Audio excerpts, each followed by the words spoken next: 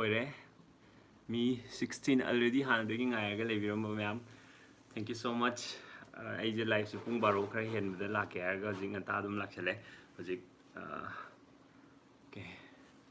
Kanamta life with driven male.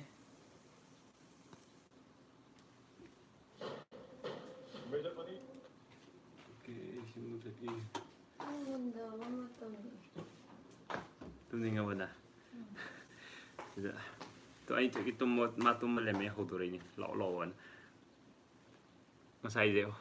Sigi can the hospital the toy ngasi hai guitar ni loitong bom hai hospital chat lui buko aduga test over I better half ki mai test over buko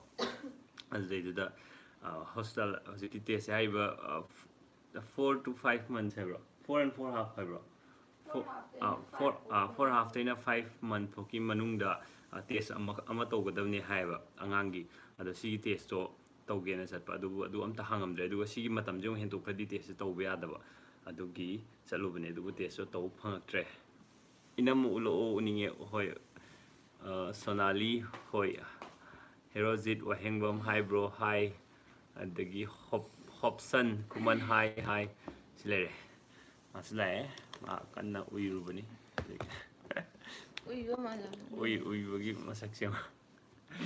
yam hi bro onita hi ma'am kamai laina kuman yam nungai ngasidi live yawo fange laina sidi live fange bro kamaina lenge matam se ai gidi matam len bje ai site to dum chatpani na ko site chatlurga halani halaga chakchar ni adu dum timing je dum video mu editor ni dum khangau de be gidi masakti bro chakchar re inam ben keno jam tuman ge Victor Konsam chakcharabo bro chare inam ase am nungsi thank you Nirupama mari phamma katane wam tanga mari chanjang haw ba hang bom bra hawi we kum de leina kuman inam bem amta kumbiro to inam bem kumbiro aijo the great hi sanitizer je mai je pai gro have ya da ni ne dum sanitizer je na dum hand je sanitize store thamba adagi mathang da hai je lanjaba kaisam first time ni life lakchaba yam nungai bro kari mathel charge si je sai do kari mathel no oh lapu thong bane ba lapu thong ba du bu yam haw gre ko Arjun elangbam tamcho hai kari mathel charage yam ba itay maga kumo nang na thongjaba nga sa yam haw ba lapu thong ko ni si di masai pressure cooker je kamu suya ya da ba na kamu ya dam ni na pressure du kai nom lik oi dum chat le ba mana khangdra ba na hangto yeng kan henjang je mahi amte yaw da bi da le me no mahi nong hai chara ga mu thong ya da na henjang do dum cha ba yai fadan lokat kai ha Jayananda lai prakpam bro itay mawangang hello oh ai ngam kanam taning de the great ha khama khanau nai he bro nang duty chatlu bro chatlu Denilson Den amta paro Delson hai ro Denilson chatlu ai duty hala matung da chakchare ga mu hospital chat matung da mo khoi yeng ba doctor do adu mafam da dong chatle hada ayo Ajoy Khan nice to meet you too bro nam nang ming ke ko ge hero nang video de chung ai ju hai de song gi ming ke ko bi hai ba chung kum di ko ai de ju nam ming khang da ai gi ming na hai di hang tra dum hai ge ke sam paten ko e de gi Merina ngareng bam tamochau inam bem good morning kaino good morning hai re ju good morning oi dre oi ri good noon ai pabam je sida bro chahi kya surge chahi ki matang je ai 2007 da class 10 pass to bane hoji 29 yong na bokan na chiali hai ma'am to roi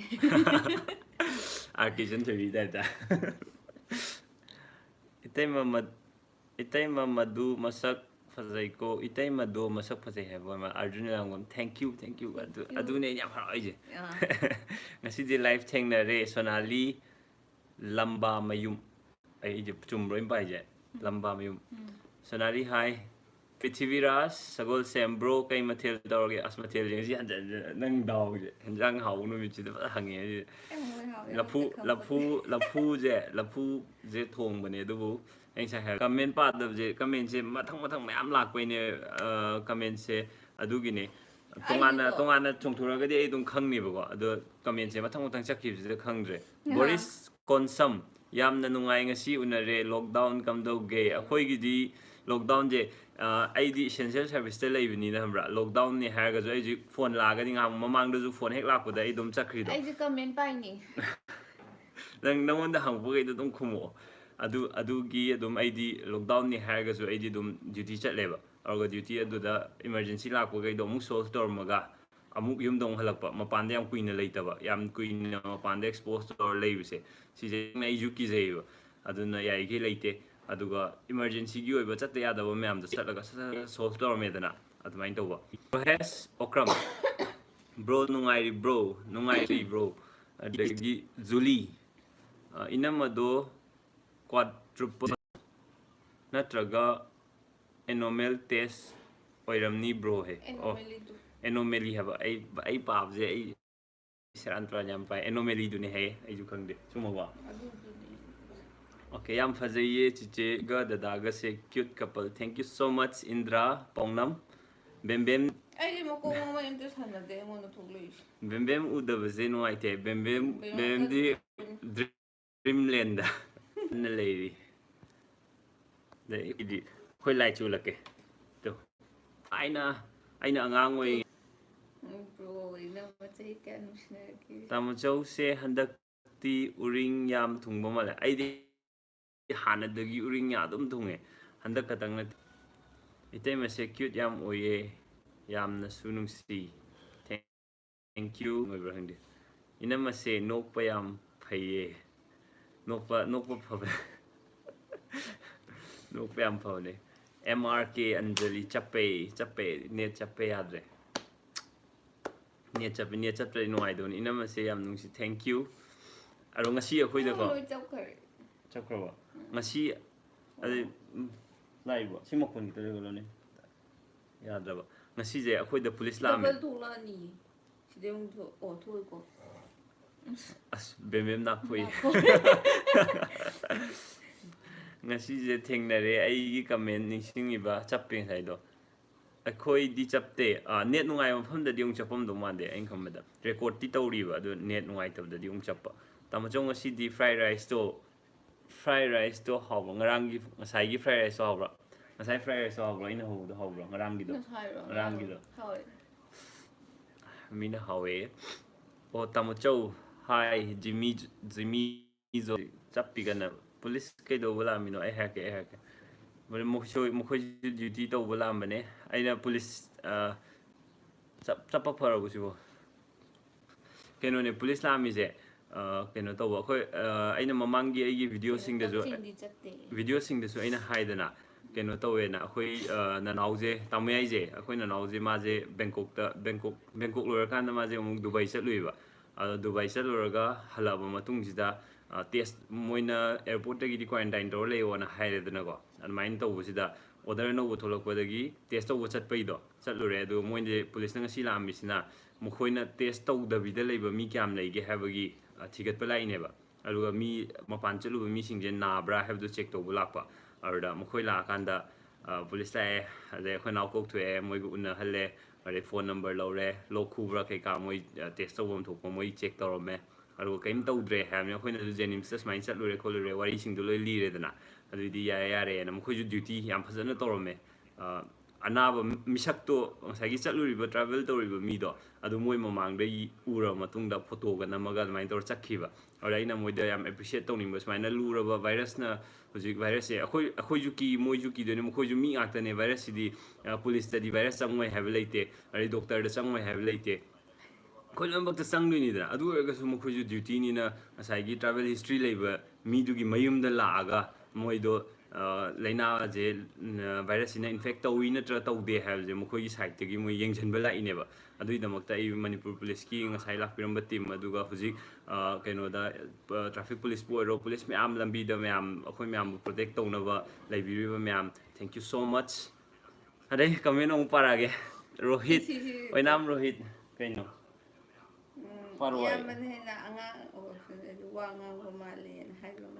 bro nungai bo lenton nungai ri ai mayam di kamain to birige lockdown jibo itai mase dental gi to bra hoi dental doctor oi ma se dental doctor ne network yam chape raju network yam chape inam bem comment pa iro comment mai comment pa du ne duga asida ama hare my dreams tamcho pretty jojo na prank tau khibado prank back tau roi dro prank se tau ge na di dum khale duga aina prank tau je haitan ni na ba ai se sakpa hite lockdown manung se loina kam khatle sabaga tumbaga tawda loi kam khale ai ju kam khat kadra pakhat le ju net yam nungaite tamcho adune net yam nungaite si je ai ju yam chape urung adum le guitar ni loi tong bam tamcho gi khon se yam phajai thank you thank you dagidi tak priyadarshini hi bro nungai bo karam leirige hojik sibo nungairi karam leiri adum leiri myam di kamain leibiri akhoi di yerum lobugumba yerum mathak lakani yerum mathak net se tappe du chapai ni kamin se kanom ta hangjage chinglem bi siga nok paje yam phajai se kai gino adudi khangde ma henjang haw cha bera haw to cha sir khangde isai saklo hai se isai sak paje haite aduna ha khangde nang comment to karam comment no comment to hanjan oi thabiro ba uba kanda chaklawna tholakpada comment to dum pa na ba adu comment pa da gi dum pa da join uramina khangdre Tyson moirang them moirang itai masu comment pa hello tam choma comment sida kan pari ma di makhon thuktana pae ba ai di hamra like par jo di bareng pae ba aduna ne makhon yam hoi je YouTube hàng của đây đi comment video là qua ngao với hình cả lấy makhon cả lấy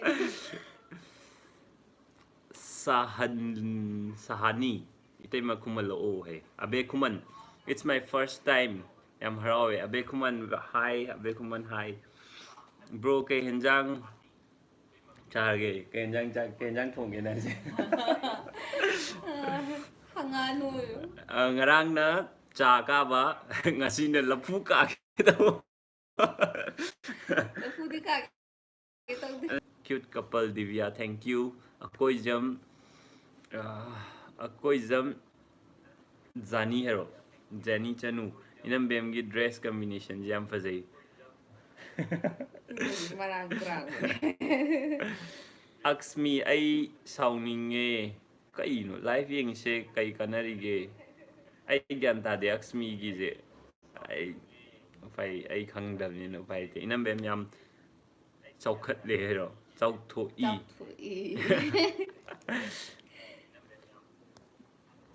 ai mai tai i ai su Jenims da staff oina laye tamacho Jenims da la adi thengna se nongma thengna se ai ni putre adagi okay sakti gi inamas nang komido kanai komino kan khang siga ama ka clinic kai la ke yo tamacho hoi kakching da koi bala o lockdown loiraga hoi Rajesh lake kakching da ngamu lam me kakching di aina khwai dagi manipur gi tai mafam singja sidai aina khwai dai pam je kakching ne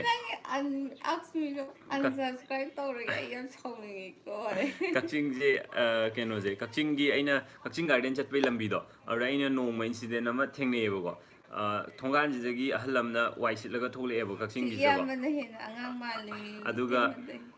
aduga khambra mana keno je ngasai masagi thongan do wai sit beloir kan hambra atopa mana sitlingai du go atopa gi thongan do adu bo yongna sit pirame ba aruga ina sat kan je lambi je sit na laga le hoy ba amot pa amta ta haude adu hujik su dum ta dabra du di khangde ina la no tai du bo tao ꯑꯩꯅ ꯂꯥꯛꯄ ꯅꯨꯃꯤꯠꯇꯣ ꯑꯗꯨꯗꯗꯤ ꯌꯥꯝ ꯅꯥꯜꯂꯝꯃꯦ bro ꯍꯣꯏ ꯁꯥꯒꯩ ꯑꯄꯣꯛꯄ ꯀꯥꯏꯗ ꯂꯩꯒꯦ ꯃꯁꯤ ꯑꯔꯨꯕ ꯀꯣꯏꯁꯟꯅꯦ ꯑꯩꯉꯣꯟꯗ ꯍꯪꯉꯛꯏꯁꯦ ꯇꯥꯏꯁꯟ ꯃꯣꯏꯔꯥꯡ ꯇꯥꯃꯣꯆꯧ ꯖꯨꯂꯤꯌꯥꯅ ꯑꯝꯇ ꯀꯧꯔꯛꯑꯣ ꯖꯨꯂꯤꯌꯥꯅ ꯑꯝꯇ ꯀꯧꯔꯛꯑꯣ ꯇꯥꯏꯁꯟ ꯃꯣꯏꯔꯥꯡꯅ ꯖꯨꯂꯤꯌꯥꯅ ꯀꯧꯔꯛꯑꯣꯌꯦ ꯇꯣꯅꯤ ꯀꯦꯄ꯭ꯔꯤꯀꯣꯟ ꯅꯪꯒꯤ ꯃꯤꯡ ꯀꯩ ꯀꯧꯒꯦ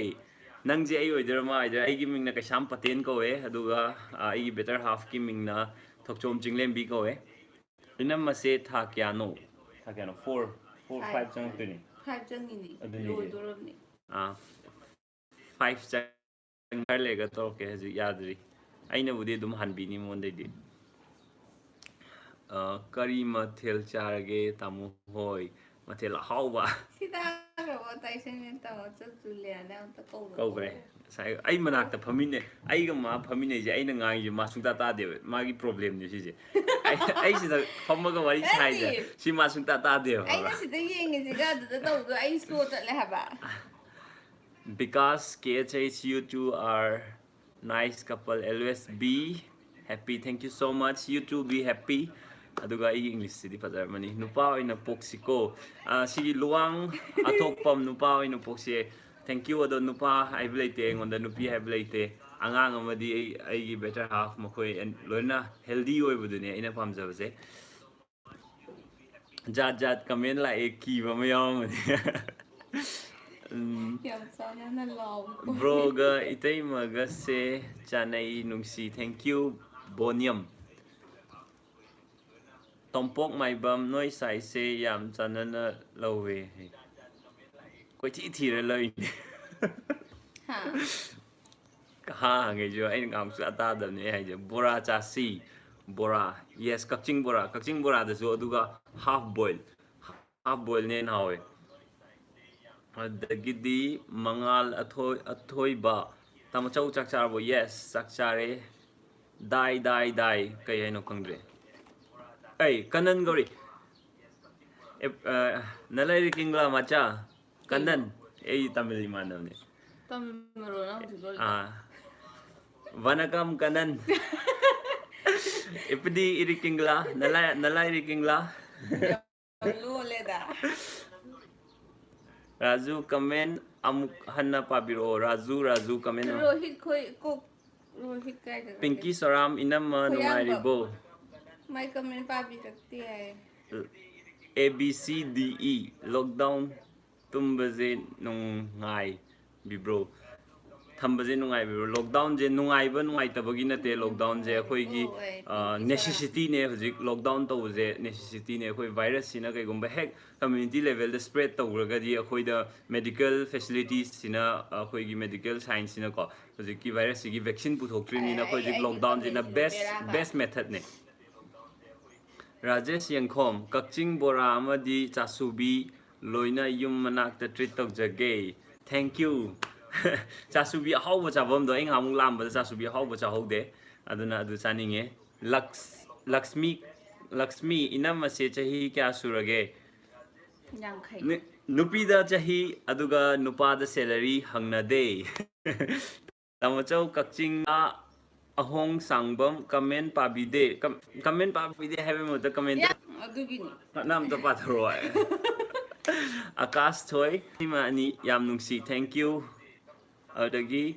Rakesh Clinton Kaisam yumi going pai je bro ai su kaisam ni sagai apokpa akhoi ga pun bazat la kangjaningi lanjin bi kaisam akhoi gi lanjin bi natro khangdi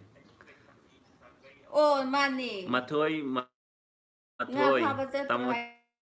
Chau inama Hangam Doba Noi Hange Noi Gay friend I should know I didn't know Pam de Yang Kang was a young Kang was a fit over Pame Subcre Congratulations Monica KH congratulations inam bem and Tamocho baby do masak yam nung sido male thank you tigin kalami matang chakhiba aduna ne kan manateba nana dum parago khumo nang wangang dai wangang batadi Hẹn kan lock cái đó này hẹn kan. Khana nga. Raju cái gì cái Raju lần chế bem này tro chế bem kan tumi lần chế bi thaba laisram inam ase yam nungsi di thank you adagi Raju tamo lockdown tauba nungai te lockdown tauba nungai te sin lockdown je necessity ne mayam waraswa na punna khamina se tamo chau noi gi laina khuman tamo chau noi gi gym gi mathak ta leiba pizza do cha se makha da leiba pizza so ai pizza cha ba ju toe hoje ai amta shape amta hana ta han gi aduga mathang cha tharake Misila ke chai tamo chau uring yam thungba ai uring yam thunge ai gi lai se David thang lockdown se loiba ga mayam se wet loi hengkat lam dong wala ai di wet hengkat tan ba kan no honari da Ai comment lak tu ai wet hengkat tan ba masi nungti gi adom tauri Sunday lepaga nice man kana no nice man Abhijit Kumar Abhijit nice man nice to see you live thank you Abhijit when you coming to Selam Kanan Gori Selam macha ipa sola mudia de Còn thâu dâm chia Plan salata này là- đi cái mà chia salata này mà akwai adata mai na ko ce cái hay no cin ne bi ta jadi nan jan tuna yin pala me ai na pa bane new generation thought on Lin Livestream no comments bro kari mathel chak akhoi viral chat pe am thui aduna ai chum da ai khau hai comment dai hai jadram ni ko ti ai si matang dai comment pizeroi so meaning thauja taw chaw ai comment pa bidre hai pa zoi no pare adum au nang na u du dum pa thok piro ai na u je ai gi san chapani na u de ba ai ngama karan ta le je matang chakhi bai ne ba mai pe man du pa ni Sắp da cái đấy. kes mai te do ai nan du pi ora din pro nang se koi la ni yam fazaiye mobile legend yam fazaiye then raz robot ne cha archina lom chawel pe chappe hen ai mai te i ge sai ju pa gram ne ai mai te i je sonia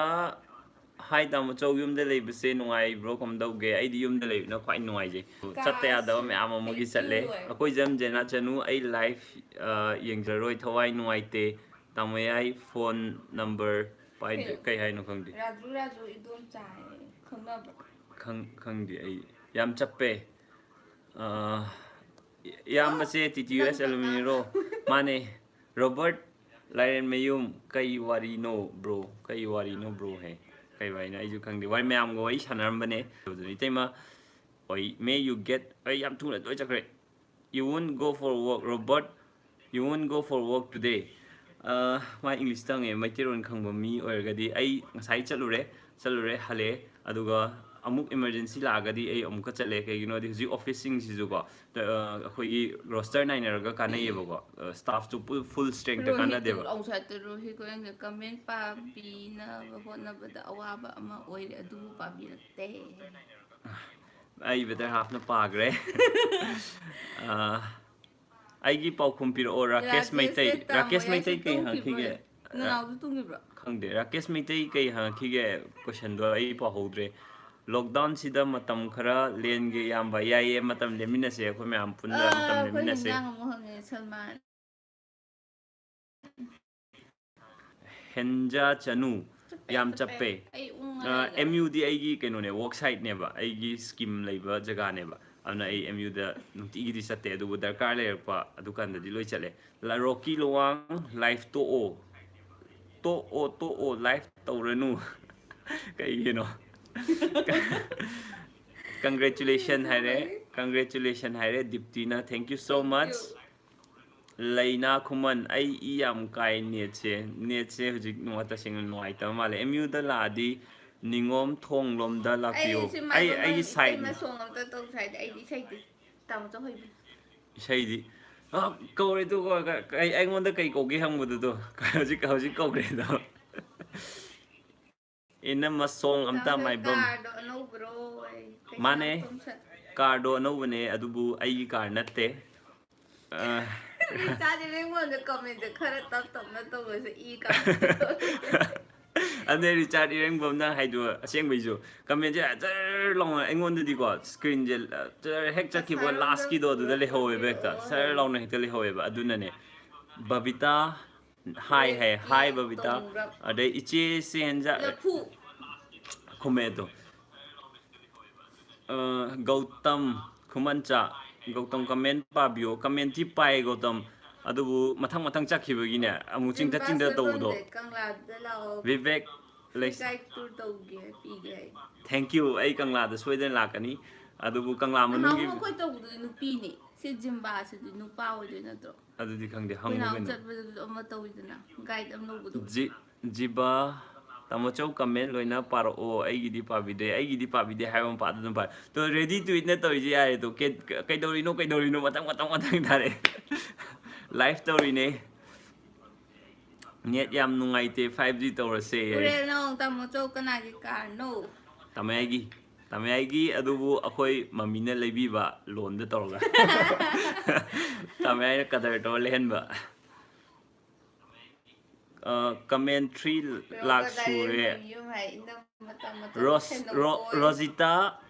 ꯁꯦꯟꯅꯗꯣꯏꯔꯣ ꯑꯝꯇ ꯉꯣ ꯔꯣꯁꯤꯇꯥ ꯑꯩ ꯑꯣꯏꯅ ꯂꯣꯔꯦꯝꯕꯝ ꯆꯩ ꯆꯥꯗꯅ ꯀꯃꯦꯟ 3 ꯂꯥꯛ ꯁꯨꯔꯦ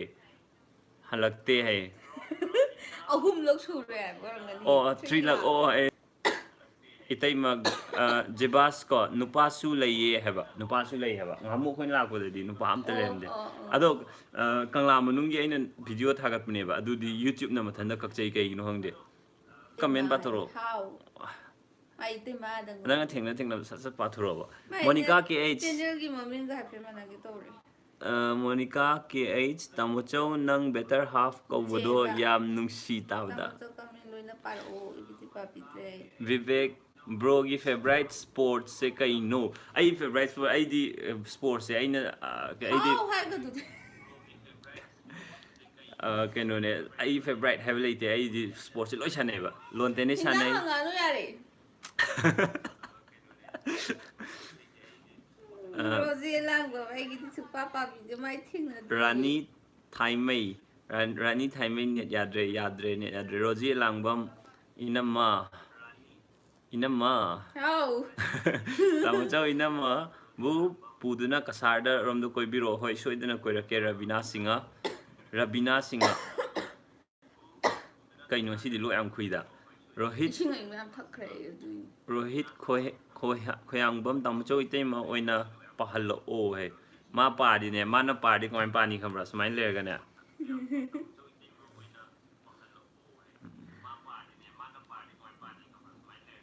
ꯑꯣ ꯍꯧꯅ ꯁꯨꯡꯄꯥ ꯄꯥꯊꯣꯔꯛꯇꯦꯕ Robert ꯂꯥꯏꯔꯦꯟꯃꯌꯨꯝ ꯏꯅꯝꯃꯁꯦ ꯂꯣꯛ ꯌꯥꯝ ꯈꯨꯏ ꯆꯤꯡꯅꯩꯀꯣ ꯉꯁꯤ ꯃꯄꯥꯟ ꯊꯣꯛꯎꯕꯗꯣ ꯑꯝꯇ ꯂꯥꯞꯊꯣꯛꯑꯣ ꯑꯩꯉꯣꯟꯗꯩ ꯆꯠꯈ꯭ꯔꯒꯦ ꯇꯨꯝꯃꯨꯔꯣ ꯁꯤ ꯇꯧꯔꯒꯅꯦ ꯌꯥꯗꯣ ꯇꯩꯈ꯭ꯔꯕꯅꯦ ꯑꯝꯇ ꯌꯥ ꯃꯅꯨꯡꯗ ꯇꯦꯡꯊꯣꯛꯑꯣ ꯏꯁꯤꯡ ꯑꯏꯪꯕ ꯊꯛꯄꯩꯅꯦ ꯍꯥꯏꯕ ꯀꯩ ꯂꯝꯗꯅꯣ ꯆꯤꯡꯂꯦꯝꯕꯤꯒꯤ ꯃꯌꯨꯝ ꯆꯤꯡꯂꯦꯝꯕꯤ ꯃꯌꯨꯝ ꯄꯥꯜꯂꯤꯁꯦ ꯊꯥꯡꯃꯩꯕꯟ ꯀꯣꯟꯊꯧꯖꯝ ꯑꯁꯥꯗ ꯊꯥꯡꯃꯩꯕꯟ ꯁꯤꯅꯥꯝ ꯈꯣꯏꯗꯧ ꯂꯩꯀꯥꯏꯗꯅꯦ ꯑꯦꯚ꯭ꯔꯤꯊꯤꯡ ꯏꯁ ꯀꯛꯆꯤꯡ ꯑꯣ ꯀꯔꯝ ꯀꯥꯟꯗ ꯆꯠꯂꯒꯦ ꯀꯃꯦꯟ ꯑꯍꯨꯝꯂꯛ ꯊꯥꯔꯦ ꯑꯩ ꯀꯃꯦꯟ ꯄꯥꯕ ꯄꯥꯕꯤꯔꯛꯇ꯭ꯔꯦ ꯑꯗꯣ ꯉꯝꯗ꯭ꯔꯦ ꯑꯩ ꯁꯥꯎꯖꯗ꯭ꯔꯦ ꯑꯩꯁꯨ ꯄꯥꯕ ꯅꯪꯗꯦ ꯑꯗꯨꯅꯦ ꯃꯌꯥꯝꯁꯨ ꯑꯝꯇꯪ ꯄꯥꯔ ꯌꯦꯡꯉꯣ ꯀꯃꯦꯟꯁꯤ ꯅꯪꯕ꯭ꯔꯥ ꯌꯦꯡꯉꯣꯕ ꯅꯪꯗꯦꯕ ꯍꯣꯗꯥꯝ ꯂꯟꯆꯦꯟꯕꯤꯁꯤꯁꯨ ꯕꯕꯤꯇꯥ ꯌꯥꯎꯔꯦ ꯑꯩ ꯅꯦꯠ ꯀꯃꯦꯟꯇꯤ ꯌꯥꯝ ꯅꯨꯡꯉꯥꯏꯇꯦ ꯑꯝꯇ ꯍꯥꯏꯕ ꯄꯥꯗ꯭ꯔꯦ ꯀꯃꯦꯟꯁꯦ ꯄꯥꯗꯕ ꯅꯠꯇꯦ ꯅꯪꯗꯦ ꯑꯁꯦꯡꯕꯒꯤ ꯀꯃꯦꯟ ꯄꯥꯕ ꯑꯗꯨ ꯎꯈ꯭ꯔꯦ ꯍꯥꯏꯕ ꯆꯤꯡꯃꯩꯔꯣꯡꯗ ꯑꯩ ꯏꯃꯥꯟꯅꯕ ꯂꯩ ꯔꯣꯛꯀꯤꯁꯨ ꯑꯗꯨꯝ ꯆꯠꯂꯤ ꯕ꯭ꯔꯣ ꯅꯨꯡꯉꯥꯏ ꯌꯥꯏꯐꯅ ꯂꯩꯕ ꯑꯣꯏꯕꯤꯌꯨ ꯏꯆꯥ ꯃꯁꯛ ꯐꯖꯕ ꯑꯃ ꯐꯪꯖꯔꯣ ꯊꯦꯡꯀ꯭ꯌꯨ ꯁꯣ ꯃꯆ ꯄ꯭ꯔꯤꯊꯤꯕꯤꯔꯥꯖ ꯁꯒꯣꯜꯁꯦꯝ ꯊꯦꯡꯀ꯭ꯌꯨ ꯔꯣꯖꯤ ꯂꯥꯡꯕꯝ ꯂꯣꯛ ꯈꯨꯔꯤꯗꯣ ꯆꯤꯡꯅꯩꯀꯣ ꯏꯅꯝꯃ ꯇꯣ ꯁꯣꯔ ꯊꯤꯡꯉꯣ ꯁꯦꯀꯦꯟ 10ꯗ ꯁꯣꯔ ꯊꯤꯡꯉꯣ ꯌꯦꯡꯉꯣ ꯑꯗꯨꯒ ꯈꯨꯕ꯭ꯔ ꯃꯣꯏ ꯑꯗꯨꯃꯥꯏꯅ ꯍꯥꯏꯕ ꯑꯃ ꯂꯩꯕꯅꯤ ꯑꯗꯩ ꯏꯅꯝꯃ ꯅꯨꯡꯁꯤꯕꯤ ꯀꯃꯦꯟ ꯄꯥꯕꯤꯌꯣ ꯀꯅꯥꯏꯅꯣ ꯒꯧꯇꯝ ꯈꯨꯃꯟꯆꯥ ꯏꯅꯝꯃ ꯅꯨꯡꯁꯤꯕꯤ ꯀꯃꯦꯟ ꯄꯥꯕꯤꯌꯣꯌꯦ ꯑꯩꯅ ꯑꯣꯏꯅ ꯄꯥꯔꯦ ꯒꯧꯇꯝ ꯑꯗꯩ ꯄꯦꯃꯤꯂꯥ ꯖꯤꯕꯟ ꯍꯦꯜꯂꯣ ꯐ꯭ꯔꯣꯝ ꯁꯤꯌꯣꯜ ꯄꯦꯂꯦ ꯅꯦꯠ ꯅꯪꯁꯨ ꯒꯧꯇꯝ ꯑꯩ ꯂꯩꯅꯥ ꯈꯨꯃꯟ ꯇꯥꯃꯣꯆꯧ ꯏꯅꯝꯕꯦꯝ ꯕꯥꯏ ꯕꯥꯏ ꯇꯥꯃꯣꯆꯧ ꯁꯥꯗ꯭ꯔꯣ ꯁꯥꯗꯦ ꯍꯣꯗꯥꯝ ꯑꯗꯒꯤꯗꯤ ꯕꯕꯤꯇꯥꯗ ꯑꯩ ꯀꯃꯦꯟꯁꯦ ꯂꯥꯏꯁ꯭ꯔꯝ ꯑꯝꯇ ꯄꯥꯗ꯭ꯔꯦ Laisram Rosibina inamaga tamuchauga se sahi kaya nungsirake nungsinarake mana khumana chahi phade khumaganeba aigi side tagina atopa pau khumneba mi gi keno je wakhan je sida loi lei ba that ma aigi thamoina monda pi ba hanba mana thamoi pi ba te wari adai tamuchau kai mathil jage ngasai dei sum hangi jibo laphu jare ꯈꯨꯝꯕꯤꯔꯛꯇꯦ ꯑꯩꯁꯦ ꯀꯩꯒꯤꯅꯣ net ꯑꯩꯗꯤ ꯂꯣꯏ ꯈꯨꯝꯃꯦ lockdown ꯏꯟ ꯁꯤꯌꯣꯜꯗꯗꯤ lockdown ꯇꯧꯗꯦꯕ ꯑꯗꯣ ꯚꯥꯏꯔꯁꯁꯤꯗꯤ ꯀꯃꯥꯏꯅ ꯇꯧꯒꯦ ꯁꯤꯌꯣꯜꯗ virus ꯍꯥꯏꯔꯛꯑꯣ ꯑꯩ ꯈꯪꯗꯤꯌꯦ ꯅꯪ ꯄꯥꯏꯗꯣ ꯏꯇꯩꯃ ꯍꯥꯟꯅ ꯀꯪꯂꯥ ꯒꯥꯏꯗ ꯇꯨꯔ ꯐꯪꯈ꯭ꯔꯕꯣ ꯍꯥꯏꯗꯣꯏꯔꯕ ꯃꯩꯁꯦ ꯑꯣꯏꯔꯝꯒꯅꯤ ꯑꯩꯈꯣꯏ ꯉꯥꯃꯨꯛ ꯀꯪꯂꯥꯗ ꯂꯥꯛꯑꯒ ꯒꯥꯏꯗ ꯇꯧꯔꯒ ꯑꯩꯈꯣꯏꯒꯤ ꯃꯣꯏꯒꯤ ꯑꯦꯂꯦꯛꯇ꯭ꯔꯤꯛꯀꯤ ꯒꯥꯔꯤꯗꯨꯔ ꯇꯧꯔ ꯆꯠꯂꯝꯃꯦ ꯏꯌꯥꯝꯕꯒ ꯏꯅꯝꯃꯒꯁꯦ ꯁꯥꯎꯅꯕ ꯌꯥꯎꯕ꯭ꯔꯥ ꯑꯁ ꯁꯥꯎꯅꯔꯀꯥꯟꯗꯗꯤ ꯑꯔꯣꯏꯕꯤ ꯁꯥꯎꯅꯕꯤꯅꯦ ꯁꯝꯒ ꯐꯣꯏꯗꯠꯅꯕꯤ ꯍꯥꯏꯅ ꯇꯧꯔꯒ ꯑꯁ ꯄꯥꯎꯈꯨꯝꯗꯣ ꯅꯩꯌꯦ ꯇꯥꯃꯣꯆꯧ ꯑꯩꯉꯣꯟꯗ ꯍꯧꯖꯤꯛ ꯀꯃꯦꯟꯁꯦ ꯑꯩ ꯚꯤꯗꯤꯑꯣ ꯅꯝꯒꯦ ꯀꯃꯦꯟꯁꯦ ꯌꯦꯡꯉꯨꯀꯣ ꯃꯊꯪꯒꯤ ꯕ꯭ꯂꯣꯛꯇꯩ ꯍꯥꯞꯄꯛꯀꯦ ꯀꯃꯦꯟꯁꯦ ꯖꯔ ꯖꯔ ꯖꯔ ꯆꯦꯜꯂꯦꯕ ꯅꯠꯇꯦ ꯑꯃ ꯃꯨꯁꯤ ꯂꯥꯏꯁꯟ ꯑꯃ ꯂꯥꯏ ꯗꯤꯟꯁꯦ ꯁꯨꯃꯥꯏꯅ ꯂꯦꯟꯃꯤꯟꯅꯁꯦ ꯇꯧꯕꯗꯣ ꯌꯥꯏꯌꯦ ꯇꯣ ꯁꯤꯗ ꯀꯃꯦꯟꯁꯦ ꯌꯦꯡꯉꯣꯕ ꯁꯤ ꯁꯨꯃꯥꯏꯅ ꯖꯔ ꯖꯔ ꯖꯔ ꯁꯨꯃꯥꯏꯅ ꯆꯦꯜꯂꯦꯕ ꯀꯃꯦꯟꯁꯦ ꯍꯣꯠꯅꯕꯤꯔꯤꯒꯦ ꯇꯥꯃꯌꯥꯏꯗꯣ ꯀꯩ ꯍꯣꯠꯅꯕꯤꯔꯦ ꯇꯥꯃꯌꯥꯏꯁꯦ ꯀꯩꯝ ꯇꯧꯗꯦ ꯃꯥ ꯑꯟꯑꯦꯝꯄ꯭ꯂꯣꯏꯗ ꯁꯤꯚꯤꯜ ꯏꯟꯖꯤꯅꯤꯌꯔꯅꯦ ꯏꯅꯝꯃ ꯐꯨꯕꯗꯣ ꯌꯦꯡꯅꯤ ꯍꯦꯃ ꯅꯪꯒꯤꯁꯤꯗꯤ ꯌꯥꯝ ꯍꯦꯟꯃꯟꯗ꯭ꯔꯣ ꯃꯤ ꯐꯨꯕ ꯌꯦꯡꯅꯤꯡꯉꯦ ꯑꯩꯁꯤꯕꯣ ꯑꯉꯛꯄꯅꯦ ꯑꯁꯦꯡꯕ ꯑꯗꯨꯃꯗꯤ ꯄ꯭ꯂꯤꯖ ꯅꯣ ꯗꯣꯃꯦꯁꯇꯤꯛ ꯚꯥꯏꯂꯦꯟꯁ ꯀꯣ ꯌꯥꯔꯤꯈꯩ ꯗꯣꯃꯦꯁꯇꯤꯛ ꯚꯥꯏꯂꯦꯟꯁꯁꯦ ꯑꯦꯚꯣꯏꯗ ꯇꯧꯕꯤꯌꯣ ꯃꯤ ꯐꯨꯕꯕꯨ ꯌꯦꯡꯅꯤꯡꯉꯦ ꯑꯩꯁꯦ ꯑꯩ ꯉꯛꯇꯤꯉꯩ ꯐꯥꯒꯤꯗꯤ ꯑꯣꯏꯔꯝꯒꯅꯤ ꯑꯗꯣ ꯉꯛꯑꯦ ꯏꯅꯝꯃ ꯅꯪ ꯂꯣꯛ ꯈꯨꯏꯗꯣ ꯏꯁꯩ ꯑꯣꯏꯅ ꯈꯨꯔꯛꯑꯣ ꯏꯁꯩ ꯑꯣꯏꯅ ꯀꯃꯦꯟꯗꯤ 10 ꯍꯦꯟꯅ ꯄꯤꯔꯝꯃꯅꯤ ꯑꯝꯐꯥꯎ ꯄꯥꯕꯤꯔꯣ ꯀꯩꯅꯣ ꯁꯤ ꯃꯤꯁꯦ ꯌꯥꯏ ꯑꯁꯦꯡꯕ ꯑꯩ ꯄꯥꯗꯤ ꯄꯥꯕꯅꯦ ꯑꯃꯗꯤ ꯕꯦꯕꯤꯅꯥꯁꯦ ꯉꯥꯜꯂꯦ ꯐꯥꯏꯅꯦꯜꯂꯤ ꯀꯃꯦꯟ 10ꯔꯣꯝꯒꯤ ꯃꯇꯨꯡꯗ ꯔꯤꯄ꯭ꯂꯥꯏ ꯐꯪꯉꯦ ꯑꯦꯜꯁꯟ ꯇꯣꯡꯕ꯭ꯔꯝ ꯇꯥꯃꯣꯆꯧ ꯇꯥꯃꯤꯜ ꯅꯥꯗꯨ ꯀꯩ ꯀꯣꯂꯦꯖꯇ ꯇꯝꯕꯤꯔꯛꯀꯦ ꯑꯝꯇ ꯍꯥꯏꯕꯤꯔꯛꯑꯣ ꯈꯨꯝꯕꯤꯔꯛꯑꯣ ꯑꯩ ꯇꯥꯃꯤꯜ ꯅꯥꯗꯨꯗ ꯑꯅꯥ ꯌꯨꯅꯤꯚꯔꯁꯤꯇꯤꯒꯤ ꯃꯈꯥꯗ ꯑꯅꯥ ꯌꯨꯅꯤꯚꯔꯁꯤꯇꯤ ꯆꯦꯟꯅꯩꯒꯤ ꯃꯈꯥꯗ ꯂꯩꯕꯀꯣ ꯄ꯭ꯔꯥꯏꯚꯦꯠ ꯀꯣꯂꯦꯖ ꯑꯃꯗ ꯇꯝꯃꯛꯑꯦ ꯄꯥꯕꯩ ꯀꯧꯋꯦ ꯁꯦꯂꯝꯒ ꯅꯃꯀꯜꯒꯒꯤ ꯃꯔꯛꯇ ꯂꯩꯕꯅꯦ ꯄꯥꯆꯜ ꯍꯥꯏꯅ ꯑꯃ ꯂꯩꯕꯗꯣ ꯑꯗꯨꯗ ꯇꯝꯃꯛꯑꯦ ꯇꯥꯃꯣꯆꯧ ꯗꯣꯛꯇꯔ ꯆꯠꯂꯨꯕꯒꯤ ꯄꯥꯎ ꯅꯨꯡꯉꯥꯏꯕ ꯍꯥꯏꯔꯛꯑꯣ ꯗꯣꯛꯇꯔ ꯂꯩꯍꯧꯗꯦ ꯑꯩꯈꯣꯏꯅ ꯌꯦꯡꯕ ꯆꯠꯂꯤꯕ ꯀꯩꯅꯣꯗꯣ ꯑꯜꯇ꯭ꯔꯥꯁꯥꯎꯟꯗꯣ ꯑꯗꯨꯒꯤ ꯗꯣꯛꯇꯔꯗꯣ ꯂꯩꯇꯕ ꯑꯇꯣꯞꯄ ꯀꯩꯅꯣꯕꯨꯗꯤ ꯂꯣꯏ ꯍꯪꯍꯧꯋꯦꯕꯀꯣ ꯑꯗꯨꯒꯤ ꯀꯩꯅꯣꯗꯣ ꯂꯩꯇꯕ ꯔꯣꯍꯤꯠ ꯀꯣ ꯇꯥꯃꯣꯆꯧ ꯏꯇꯩꯃ ꯄꯨꯔꯒ ꯃꯣꯏꯔꯥꯡ ꯂꯣꯝꯗ ꯀꯣꯏꯔꯛꯑꯣ ꯊꯦꯡꯅꯁꯦ ꯀꯣꯏꯔꯛꯀꯦ ꯃꯣꯏꯔꯥꯡ ꯀꯣꯏꯕ ꯌꯥꯝ ꯅꯨꯡꯉꯥꯏ ꯃꯣꯏꯔꯥꯡ ꯌꯥꯝ ꯅꯨꯡꯉꯥꯏ ꯁꯣꯏꯗꯅ ꯀꯣꯏꯔꯛꯀꯦ ꯗ꯭ꯌꯨ ꯗꯦꯠ ꯑꯥꯒꯁꯇ ꯇꯥꯃꯣꯆꯧ ꯏꯅꯝꯃꯁꯦ ꯀꯌꯥꯝ ꯅꯨꯡꯁꯤꯒꯦ ꯑꯣꯟꯅꯕ ꯃꯦꯆꯤꯟ ꯄꯨꯊꯣꯛꯈꯤꯒꯦ ꯇꯥꯃꯣꯆꯧ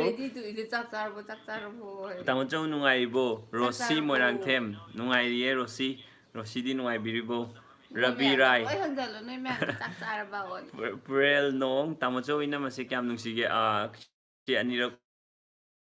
ꯄꯥꯔꯦ ꯑꯗꯣ ꯏꯠꯁ ꯔꯦꯁꯇꯨꯔꯦꯟ ꯀꯤꯠꯁ ꯀꯩ ꯍꯥꯏꯅꯣ ꯏꯠꯁ ꯀꯩꯅꯣ ꯅꯦꯠꯁꯤꯕꯨ ꯃꯌꯥꯝ ꯅꯦꯠ ꯌꯥꯝ ꯅꯨꯡꯉꯥꯏꯇ꯭ꯔꯦ ꯀꯩꯅꯣ ꯇꯧꯔꯁꯦ ꯑꯩ ꯈꯨꯝꯒꯗꯥꯏꯅꯦ ꯑꯃ ꯎꯃꯥꯕꯇꯤ ꯑꯩꯈꯣꯏꯅ ꯔꯦꯗꯤ ꯇꯨ ꯏꯠꯅ ꯆꯥꯛ ꯆꯥꯔꯕ ꯍꯪꯉꯤꯁꯦ ꯑꯃꯨꯛꯇ ꯆꯞꯄꯦ ꯇꯥꯃꯣꯆꯧꯒꯤ ꯀꯟꯇꯦꯛ ꯅꯝꯕꯔ ꯑꯝꯇ ꯑꯩꯒꯤ ꯀꯟꯇꯦꯛ ꯅꯝꯕꯔꯁꯦ ꯀꯩꯅꯣꯒꯤ ꯑꯩꯒꯤ ꯚꯤꯗꯤꯑꯣꯁꯤꯡꯒꯤ ꯗꯤꯁꯀ꯭ꯔꯤꯞꯁꯟꯗ ꯌꯥꯎꯕꯅꯦ ꯑꯗꯨꯗꯒꯤ ꯂꯧꯊꯣꯛꯄꯤꯌꯣ ꯑꯩꯅ ꯀꯃꯦꯟꯇ ꯑꯩꯒꯤ ꯅꯝꯕꯔ ꯄꯤꯕꯁꯦ ꯃꯊꯟꯇ ꯑꯣꯇꯣ ꯗꯤꯂꯤꯠ ꯇꯧꯋꯦꯕ ꯑꯗꯨꯅ ꯑꯩ ꯈꯨꯝꯕꯤꯀꯣ ꯀꯩꯝꯇ ꯈꯨꯝꯕꯤꯔꯛꯇꯦ ꯍꯥꯏ ꯎꯄꯥꯏ ꯂꯩꯇꯦ ꯕ꯭ꯔꯗꯔ ꯑꯩ ꯇꯁꯦꯡꯅ ꯍꯟꯗꯛ ꯅꯦꯠꯁꯨ ꯇꯞꯄꯦ ꯑꯗꯨꯒ ꯃꯌꯥꯝꯒꯤ ꯀꯃꯦꯟꯁꯦ ꯖꯔ ꯂꯥꯎ ꯆꯠꯈꯤꯑꯕ ꯑꯗꯨꯅ ꯑꯩ ꯀꯪꯂꯥ ꯀꯃꯦꯟꯁꯦ ꯄꯤ ꯄꯥꯕ ꯑꯦꯁ ꯑꯝꯇ ꯀꯪꯂꯥ ꯅꯪꯗꯦ ꯁꯥ ꯑꯩ ꯃꯩꯇꯩ ꯏꯒꯤ ꯕꯨꯏꯡ ꯑꯅ ꯄꯥꯗꯣꯏ ꯅꯠꯇ꯭ꯔꯣ ꯁꯤꯕꯣ ꯑꯩꯒꯤ ꯅꯪꯍꯧꯗꯦꯕ ꯑꯩꯉꯣꯟꯗ ꯕꯨꯏꯡ ꯑꯗꯨꯅꯅꯦ ꯍꯥꯏ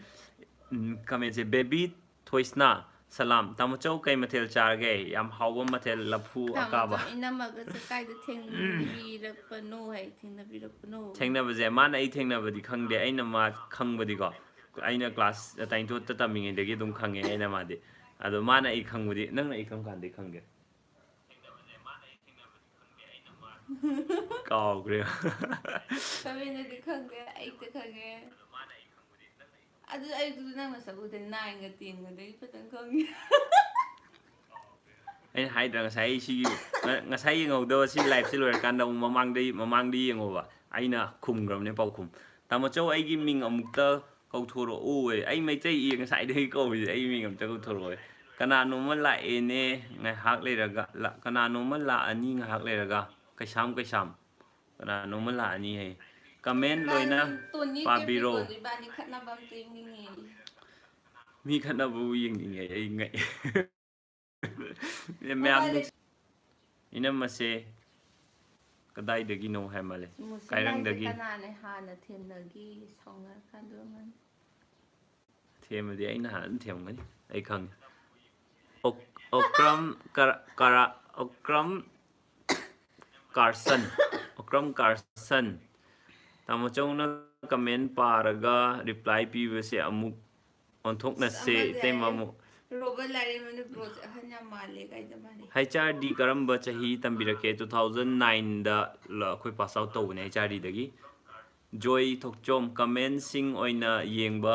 ꯆꯦꯟꯈ꯭ꯔꯦꯕ ꯌꯦꯡꯕ ꯃꯅꯨꯡꯉꯥꯏ ꯍꯥꯏ Is this Chinese? No, it's not Chinese. It's Manipuri. We belong to India. Next generation over. Next galaxy over. We are Indians. And Birani, Purage. I did no past domestic violence case pan bego. I did video the act of I did come back to pardon. It's 3 a.m. It's 3 a.m. in America. Next galaxy over. It's 3 a.m. America does 3 a.m. It's right now. It's 12:30 here in Manipur, India. Okay, I know. Oi, my comment here video already.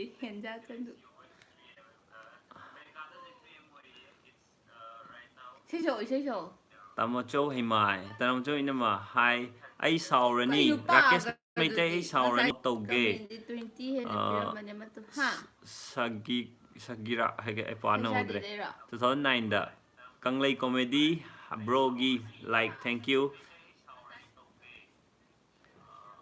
Next galaxy over there. Okay, I think I'm in the wrong place. Itaimana amta hai kahino itaimana amta sakro itnang noin chalo ai jorba ai sei sapai temi ai khonjuga lok phuri hai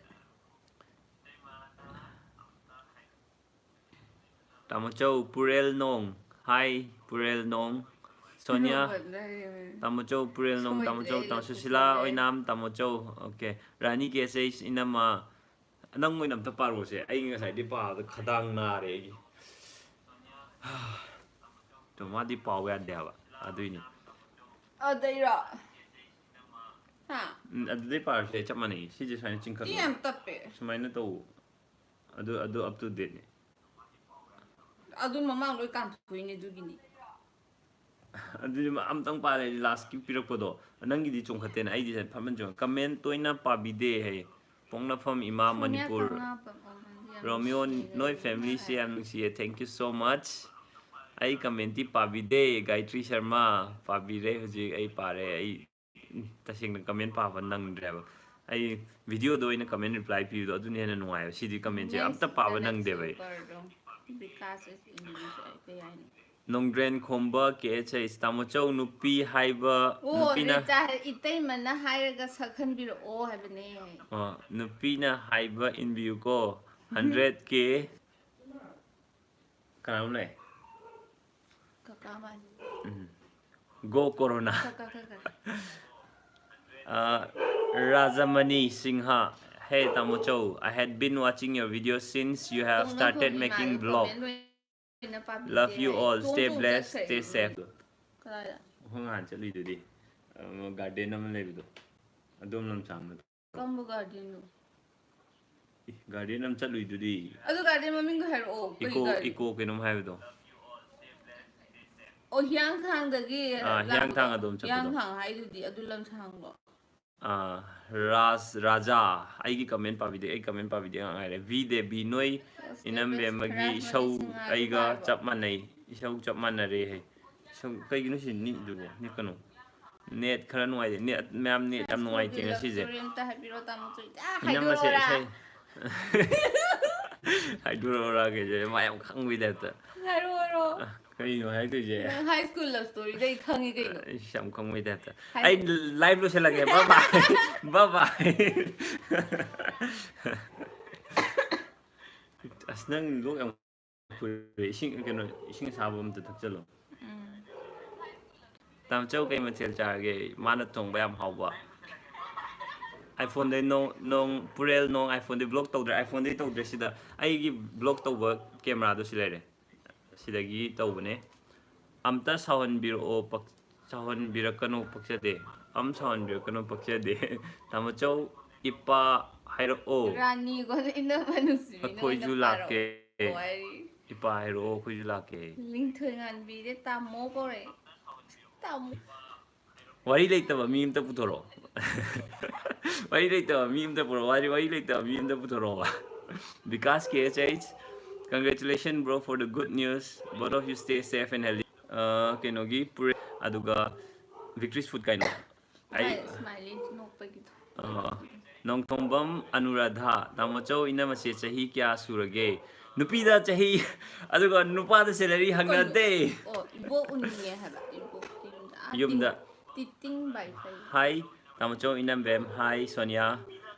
ꯑꯗꯩ ꯀꯩ ꯋꯥꯔꯤ ꯇꯧꯕꯤꯔꯝꯃꯤꯅꯣ ꯇꯥꯃꯣꯆꯧ ꯑꯟꯖꯂꯤ ꯀꯩꯁꯥꯝ ꯃꯌꯥꯝ ꯁꯨꯝ lockdown ꯇꯧꯕꯒꯤ ꯃꯌꯥꯝ ꯁꯨꯝ ꯑꯩꯈꯣꯏ ꯋꯥꯔꯤ ꯁꯨꯝ ꯁꯥꯟꯅꯔꯝꯕꯅꯦ ꯑꯟꯖꯂꯤ ꯋꯥꯔꯤ ꯑꯩ ꯃꯩꯇꯩ ꯇꯥꯃꯣꯆꯧ ꯑꯩ ꯏꯁꯩ ꯁꯛꯄ ꯏꯅꯝꯃꯗꯣ ꯍꯩꯇꯤꯌꯦ ꯑꯩꯈꯣꯏꯔꯣꯝꯗ ꯀꯣꯏꯕ ꯄꯨꯕꯤꯔꯛꯑꯣ ꯒꯥꯌꯇ꯭ꯔꯤ ꯁꯔꯃ ꯑꯗꯒꯤ ꯕ꯭ꯔꯣ ꯑꯩꯒꯤ ꯀꯃꯦꯟ ꯄꯥꯕꯤꯗꯦꯀꯣ ꯑꯦꯜꯁꯟ ꯇꯣꯡꯕ꯭ꯔꯥꯝ ꯍꯥꯍꯥ ꯃꯩ ꯃꯨꯠꯈ꯭ꯔꯦ ꯃꯨꯠꯇꯤ ꯅꯪꯒꯤ ꯁꯤ ꯑꯣ ꯁꯤ ꯑꯩꯁꯤ ꯁꯤꯅ ꯐꯔꯦ ꯁꯤ ꯌꯥꯝ ꯉꯟꯃꯜꯂꯦ ꯉꯁꯥꯏꯗꯣ ꯀꯩꯗꯧꯔꯝꯃꯤꯅꯣ ꯇꯥꯃꯣꯆꯧ ꯃꯌꯥꯝꯒ ꯋꯥꯔꯤ ꯁꯥꯟꯅꯔꯝꯃꯤꯅꯦ ꯔꯣꯖꯤ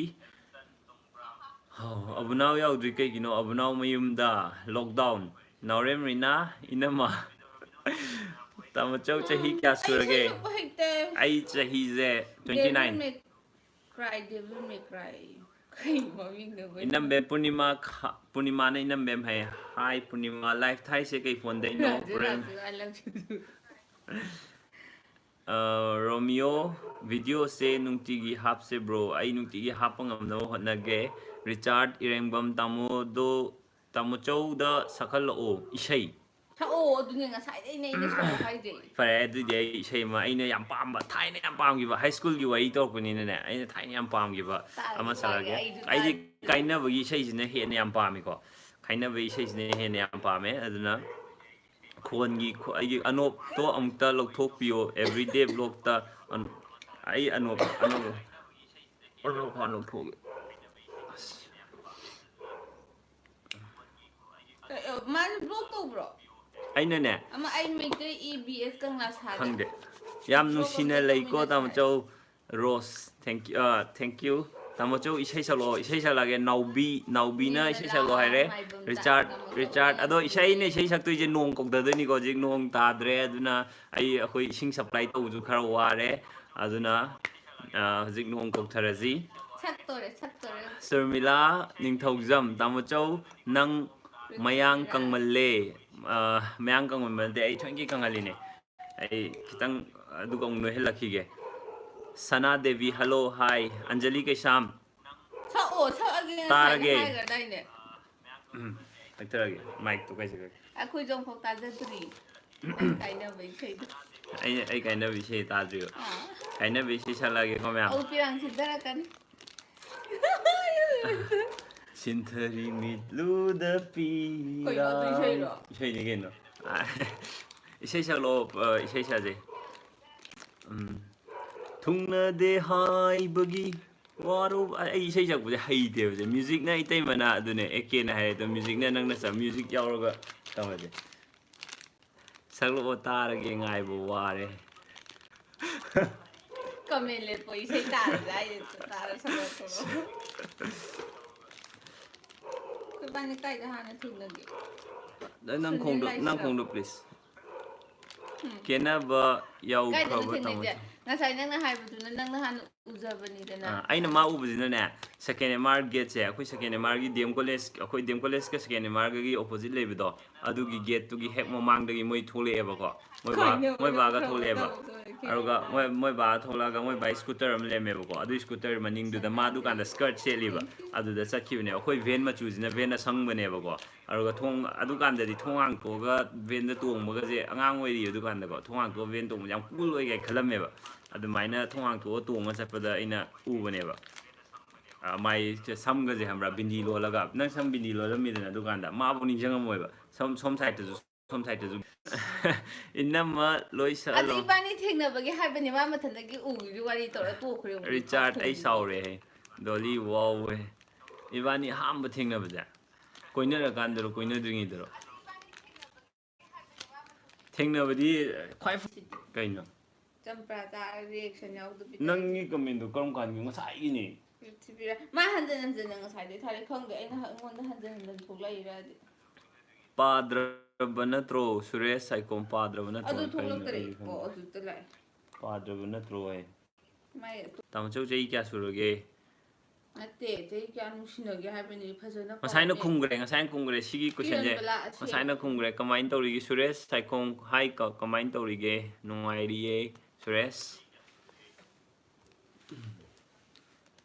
ꯈꯨꯖꯤꯁꯦ ꯏꯝꯄꯣꯔꯇꯦꯟ ꯑꯣꯏꯁꯦꯀꯣ ꯐꯥꯔꯁ ꯂꯞ ꯑꯣꯏꯕꯗꯤ ꯅꯠꯇꯦ ꯏꯝꯄꯣꯔꯇꯦꯟ ꯑꯣꯏꯁꯦ ꯂꯥꯁ ꯂꯞ ꯑꯣꯏꯕꯗꯣ ꯑꯗꯨꯅꯦ ꯏꯝꯄꯣꯔꯇꯦꯟ ꯑꯣꯏꯁꯦ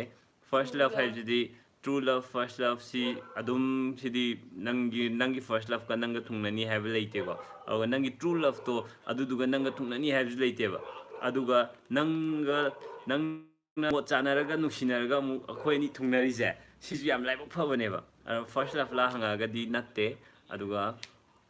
ꯂꯥꯁ ꯂꯞ ꯌꯦꯁ ꯂꯥꯁ ꯂꯞ ꯂꯥꯏꯛ ꯂꯥꯁ ꯂꯞ ꯍꯥꯏꯔꯛꯄꯁꯦ ꯁꯦꯟꯗꯤꯡ ꯔꯣꯁ ꯏꯕꯥꯅꯤꯁꯦ ꯌꯥꯝ ꯅꯨꯡꯁꯤꯌꯦ ꯍꯥꯏ ꯊꯦꯡꯛ ꯌꯨ ꯈꯤꯂꯤꯀꯥ ꯑꯦꯛꯖꯝ ꯂꯥꯏꯛ ꯅꯦꯠ ꯌꯥꯝ ꯅꯨꯡꯉꯥꯏꯇꯦ ꯑꯗꯨꯅ ꯁ꯭ꯌꯥ ꯅꯦꯠ ꯌꯥꯝ ꯅꯨꯡꯉꯥꯏꯇꯦ ꯀꯩꯅꯣ ꯂꯥꯁ ꯂꯞ ꯍꯥꯏꯔꯛꯄꯩ ꯅꯪꯅ ꯊꯝꯁ ꯑꯞ ꯔꯦꯕꯤꯀꯥ ꯏꯅꯝꯃꯁꯦ ꯊꯦꯡꯛ ꯌꯥꯝ ꯌꯨ ꯅꯨꯡꯁꯤꯌꯦ ꯊꯦꯡꯛꯌꯨ ꯑꯩꯅꯁꯨ ꯊꯦꯡꯛꯌꯨ ꯇꯥꯃꯣꯆꯧ ꯏꯅꯝꯃ ꯕꯥꯏ ꯕꯥꯏ ꯅꯦꯠ ꯌꯥꯝ ꯅꯨꯡꯉꯥꯏꯇꯦ ꯑꯗꯨꯅꯦ ꯕꯥꯏ ꯕꯥꯏ ꯂꯣꯏꯁꯤꯜꯂꯁꯦ ꯌꯥꯝ ꯆꯞꯄꯦ ꯅꯥꯎꯔꯦꯝ ꯔꯤꯅꯥ ꯕꯥꯏ ꯕꯥꯏ ꯅꯦꯠꯁꯨ ꯌꯥꯝ ꯆꯞꯄꯦ ꯑꯗꯨꯅ ꯃꯌꯥꯝ ꯂꯥꯏꯐꯁꯦ ꯂꯣꯏꯁꯤꯟꯖꯔꯒꯦ ꯑꯗꯣ ꯏꯁꯩ ꯑꯃꯗꯤ ꯑꯩ ꯁꯛꯑꯝꯃꯒꯦ ꯈꯨꯖꯤꯁꯦ ꯇꯝꯂꯕꯅꯤ ꯅꯪꯉꯣꯟꯗ ꯅꯨꯡꯁꯤ ꯑꯩꯉꯣꯟꯗꯒ ꯌꯦꯡꯉꯁꯦ ꯈꯨꯗꯣꯜ ꯑꯣꯏꯅ ꯅꯨꯡꯁꯤ ꯈꯨꯗꯣꯜ ꯑꯣꯏꯅ ꯅꯣꯡꯗꯤ ꯆꯨꯗꯤ ꯆꯨꯔꯛꯑꯅꯤ ꯈꯪꯉꯦ ꯍꯥꯏꯗꯣꯛꯂꯨꯅꯨ ꯀꯅꯥꯗ ꯇꯝꯊꯣꯛꯂꯨꯅꯨ ꯋꯥꯔꯤꯁꯦ ꯀꯅꯥ ꯈꯪꯍꯟꯗ ꯕꯦꯝꯕꯦꯝꯗꯨꯝꯕ ꯂꯣꯏ ꯍꯧꯒꯠꯂꯛꯇꯧꯔꯦ ꯇꯨꯃꯤꯟꯅ ꯀꯅꯥ ꯈꯪꯍꯟꯗ ꯊꯝꯕꯤꯌꯨ ꯂꯥ ꯂꯥ ꯂꯥ ꯂꯥ ꯂꯥ ꯁꯩꯔꯦꯡ ꯃꯥꯜꯂꯦꯀꯣ ꯁꯩꯔꯦꯡ ꯃꯥꯜꯂꯦ ꯔꯣꯁꯤ ꯋꯥꯏ ꯌꯥꯝ ꯅꯨꯡꯁꯤꯅ ꯂꯩꯌꯦ ꯃꯟꯗꯥꯀꯤꯅꯤ ꯋꯥꯏꯈꯣꯝ ꯊꯦꯡꯀ꯭ꯌꯨ ꯃꯌꯥꯝꯁꯨ ꯅꯨꯡꯁꯤꯅꯅ ꯑꯗꯨꯗꯒꯤꯗꯤ ꯁꯥꯎꯅꯔꯁꯨ ꯉꯥꯛꯄꯤꯕ ꯍꯩꯕ ꯑꯗꯨꯗꯒꯤꯗꯤ ꯑꯃꯅ ꯑꯃꯒꯤ ꯑꯄꯥꯝꯕ ꯈꯪꯅꯔꯒ ꯂꯩꯕꯤꯌꯨ ꯃꯌꯥꯝ ꯌꯥꯔꯤꯈꯩ ꯁꯥꯎꯅꯕꯤꯒꯅꯨ ꯏꯅꯝꯃꯁꯦ ꯊꯥ ꯀꯌꯥ ꯁꯨꯔꯒꯦ ꯃꯤꯔꯟꯗꯥ ꯂꯣꯡꯖꯝ ꯊꯥ 5 ꯆꯪꯉꯛꯏꯅꯦ ꯂꯣꯏꯗꯣꯔꯦ ꯑꯗꯩ ꯈꯨꯖꯤꯒꯤ ꯄꯤꯕ ꯂꯩꯕ꯭ꯔோ ꯊꯥꯏꯅ ꯂꯩꯇꯦ ꯄꯤꯈꯤꯕ ꯑꯝꯇ ꯂꯩꯇꯦ ꯑꯗꯨꯝꯕ ꯑꯗꯒꯤ ꯔꯤꯆꯥꯔꯠ ꯏꯔꯨꯡꯕꯝ ꯄꯦꯂꯦ ꯒꯨꯗ ꯅꯥꯏꯠ ꯍꯥꯏꯌꯦ ꯒꯨꯗ ꯅꯥꯏꯠ ꯄꯨꯔꯅꯤꯃꯥ ꯏꯅꯝꯕꯦꯝ ꯏꯁꯩ ꯑꯃ ꯇꯣ ꯅꯪꯒꯤ ꯏꯁꯩ ꯁꯛꯂꯣ ꯍꯥꯏꯁꯦ ꯏꯁꯩ ꯁꯛꯂꯣ ꯍꯥꯏꯗꯣ ꯅꯣꯡ ꯑꯅꯨꯔꯥꯙꯥ ꯅꯨꯡꯁꯤꯌꯦ ꯍꯩꯇꯕ ꯅꯨꯡꯁꯤ ꯍꯩꯇꯕ ꯍꯦꯟꯅ ꯄꯛꯆꯩ ꯑꯩ ꯇꯁꯦꯡꯅ ꯏꯁꯩ ꯁꯛꯄꯩ ꯉꯁꯥꯏ ꯈꯨꯝꯈ꯭ꯔꯕꯅꯦ ꯑꯩ ꯍꯟꯖꯤꯟ ꯈꯨꯝꯕ ꯇꯟꯁꯤꯜꯂꯦ ꯑꯗꯨꯒꯤ ꯀꯣꯏꯁꯟꯗꯣ ꯇꯥꯃꯣꯆꯧ ꯏꯅꯝꯃꯁꯨ ꯏꯁꯩ ꯁꯛꯍꯜꯂꯛꯑꯣ ꯏꯁꯩ ꯁꯛꯂꯣꯏ ꯅꯪ ꯍꯩꯕ ꯏꯁꯩ ꯑꯝꯇ ꯁꯛꯂꯛꯎꯗꯅ ꯖꯣꯏ ꯊꯣꯛꯆꯣꯅ ꯕ꯭ꯔꯗꯔꯒ ꯏꯇꯩꯃꯒ ꯑꯝꯇꯪ ꯈꯠꯅꯔꯣꯏ ꯀꯅꯥꯅ ꯍꯦꯟꯅ ꯃꯤ ꯈꯠꯅꯕ ꯄꯥ ꯌꯦꯡꯅꯤꯡꯉꯤꯁꯦ ꯀꯃꯥꯏꯅ ꯇꯧꯔꯤꯅꯣ ꯑꯩ ꯒ꯭ꯌꯥꯟ ꯇꯥꯗꯦ ꯇꯥꯃꯣꯆꯧ ꯏꯅꯝꯃꯁꯦ ꯅꯣꯡꯃ ꯂꯥꯛꯀꯦꯀꯣ ꯂꯥꯛꯑꯣ ꯀꯥꯏꯗꯅꯣꯃ ꯀꯣꯐꯤ ꯀꯩꯀꯥ ꯊꯛꯃꯤꯟꯅꯁꯦ ꯃꯌꯥꯝ ꯌꯥꯝ ꯐꯖꯈ꯭ꯔꯦ ꯏꯁꯩ ꯑꯗꯨꯅꯦ ꯊꯦꯡꯀ꯭ꯌꯨ ꯐꯖꯗ꯭ꯔꯁꯨ ꯐꯖꯩ ꯍꯥꯏꯕꯤꯔꯛꯄꯩ ꯊꯦꯡꯀ꯭ꯌꯨ ꯑꯗꯣ ꯅꯣꯡꯗꯤ ꯃꯪꯁꯤꯜꯂꯛꯑꯦ ꯍꯧꯖꯤꯛ ꯅꯣꯡ ꯁꯣꯏꯗꯅ ꯆꯨꯔꯛꯑꯅꯤ ꯑꯅꯤꯔꯛ ꯑꯍꯨꯝꯂꯛ ꯏꯁꯩꯁꯦ ꯁꯛꯑꯒꯗꯤ ꯅꯣꯡ ꯇꯥꯔꯛꯇꯣꯏꯖꯥꯠꯅꯤ ꯁꯛꯍꯜꯂꯣ ꯅꯪꯅ ꯁꯛꯑꯗꯤ ꯅꯣꯡꯗꯤ ꯁꯣꯏ ꯇꯥꯔꯛꯑꯅꯤ ꯏꯁꯩ ꯑꯃ ꯁꯛꯂꯣ ꯇꯥꯃꯣꯆꯧ ꯅꯨꯡꯉꯥꯏꯔꯤꯕꯣ ꯃꯣꯅꯤꯀꯥ ꯅꯨꯡꯉꯥꯏꯔꯤꯌꯦ Monica isai aina isai sanbadi maje isai sanba su ngamjade Sunil laisang bathroom daga changadi sakadau mal ai aduga amma nungai bi sem jile nungai bi sem gale asina utam na sakpane Tay mà dám tới thôi luôn bài. utam na sa ai mas hon dok soro ai tumjaga ngarang aigi manglan duda namna inakta famlami pero hanjan pau laude adugido adubu ngaranggi pau da haigibdi ma ICCU da pusallaga thammi na hai adubu magi heartbeat adudagi di blood pressure ke ka loibak normal oi hai ICCU hay bro yes ICCU ICU khata na te ma thammi mafam du ICCU hai ba intensive kainom hai bne care unit pudi oi ba do C ama mamang dia oi ba inam ma si sakloi jo hai tamut prasanta hai hai tamucho hai ado live se pung ama chap chana lo ko se hai to coronary intensive coronary care unit have thank you kana no hai je the Scorpio boy thank you Rich the Scorpio boy thank you brother di bathroom singer over bathroom dadi sai je as makan ne ina sak thai je bathroom dadi Ôi dukan sa isay gari khalay isay get ham to isay chak saram da isay chak thong ga isay firon lo shala isay ai sem ga thole dadi jagumbi mai thong da ngau re aina jagumbi mai thong da ngau re ai nhầm phải ai skin nhầm phải ai ui ngang yumda workout to yumda I workout to kanano hangai je yumda workout to Pamela Jiban thank you adu dagi di bro ina maga dagi di taibang kumhai yeng bi bro taibang kumhai je live thaw do mar to yenge live thaw do adu dagi di duet song amta tawbiro o tamo duet song di akoi ising isau thokada male duet song to di yam phajai sei je thank you Miranda thank you Boris Khoirom hi Boris hi nongren nong khomba anurada landada ki sanai tan thininga ge ko inna me chappe achom Chandramani da aigi ming kau kai da gi ming ke ko aigi ming ke Shampaten ko Purnima isai ta ge da isai thakre maisna che naruga pritiga da prank to biro soidana try to ge prank to na ba do ai haije te gai moilu golmai hi da patel hi gai moilu adagi di dango yam chappe anet yam chappe dana lakshmi daya lakshmi ina mase kai ming ko ge magi ming ai better half ki ming thokchom chinglem bi koi kai mathel charge tamochau ai better half na thongba lafu ka ge to ba ma chai nge sidi ina kai mathel charge tamochau om ko jang roma chanu na hojiki dune chana thoba payment kya muk phangage haje YouTube tagi ro YouTube tagi di payment se adum tha khudingi phangdi phange adum masi YouTube ta haibe ade moigi policy na payment ke kaje haibe ada bane class to power kaya no ai je 1. somna 1.5 minus 1.5 somna minus net chappe kamu tuh yang karma lah hendak nah buka tak kayak apa ini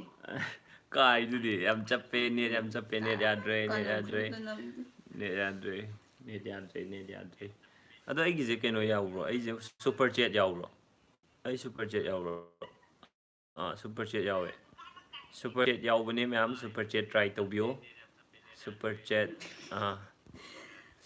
ta kanam laite adagi top chat some messages potential spam may not be visible live set oina tor thamage live chat kano laitre yare tamuchoga ina maga sauna banoma kongna bagi yabiro okay sauna hi Rosita ke sam hi Rosita ibani sauna daba mi leramoi sauna daba mate manau leramoi loi saunarangani akhoi ju saunai maram makta saunai saunaraga ju amuk themnaba aduna henna nuksinaba henbane aduga toina saunaragadi khangde ko toina saunara toina kanaragadi khangde YouTube hangdringaidane sauna nate mane ai YouTube hangudi kuire geno ama Aduna panda le sumaina sumaina thagattedana. sumaina thagattringi itaimaga khoi sagaiga YouTube ama tholakpa je yam nungai Ronaldo Kaisam thank you Ronaldo nice video Ai mitai Ronaldo ina video yam share to bio thagattedda akhoi ai manipuri ise ma'am 100k holaje 100k yodo kmai to ge jam yengninge ado yogodo budi am watle do ma'am na nuksibi se am harawe ado tamochou ras kanglei cha tv tamochou net se am nungai tre yam chappe bye bye ras amuk mathang blog tamuk thengna je ras mathang blog tasu comment pibiro adagi di itai maje ita inem bemje pang chawm dong man de punima ke sam maje chawm dong man dia khoi saugan mja khoi saugan mja adagi thoi yung khai bam thoi yung kham inam da wish amta pijage inam dongna phajaba icha nupa ama phangjaro icha nupa inem thank you so much wish bibi bai damakta adai Premila singa tamochau hi Premila adagi di hizam kelka hizam kelika hizam tamuchau nang khwaidagi pamjaba inamagi character magi khwaidai phunok sine chaije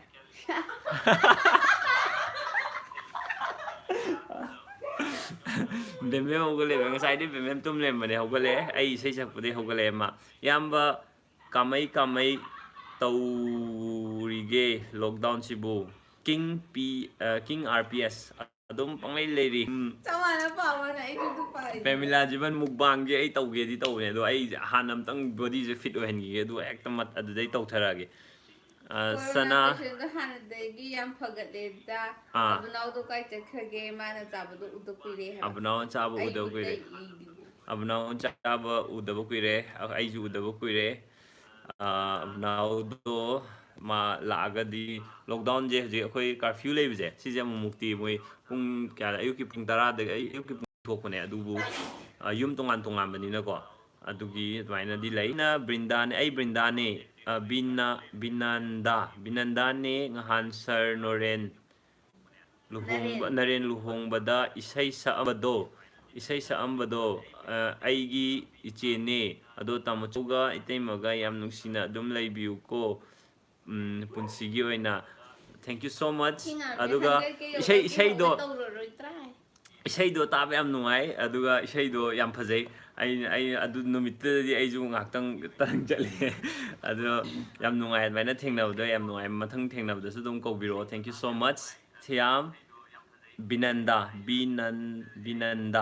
thiam binanda boris khoirom tamochau abunau je kai jakram khangde thokchom by boykip yumda boykip haina de akoi de leite to thokchom boykip message muthat khre sana kangujam tamochau itei ma isai am ta saklo o isai sakre sana sai isai sakrabani Kudolgi atakanda Lausin bidraba Karigumba Waro horani Tamoisina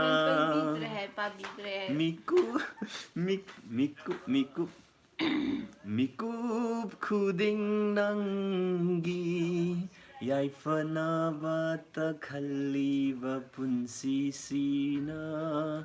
ai sei sakwa comment supa bading amaroi nandai bam pakpa paten life se khara toina tha se lockdown manung se pothafam khangde duga chanupi singlen bisu nang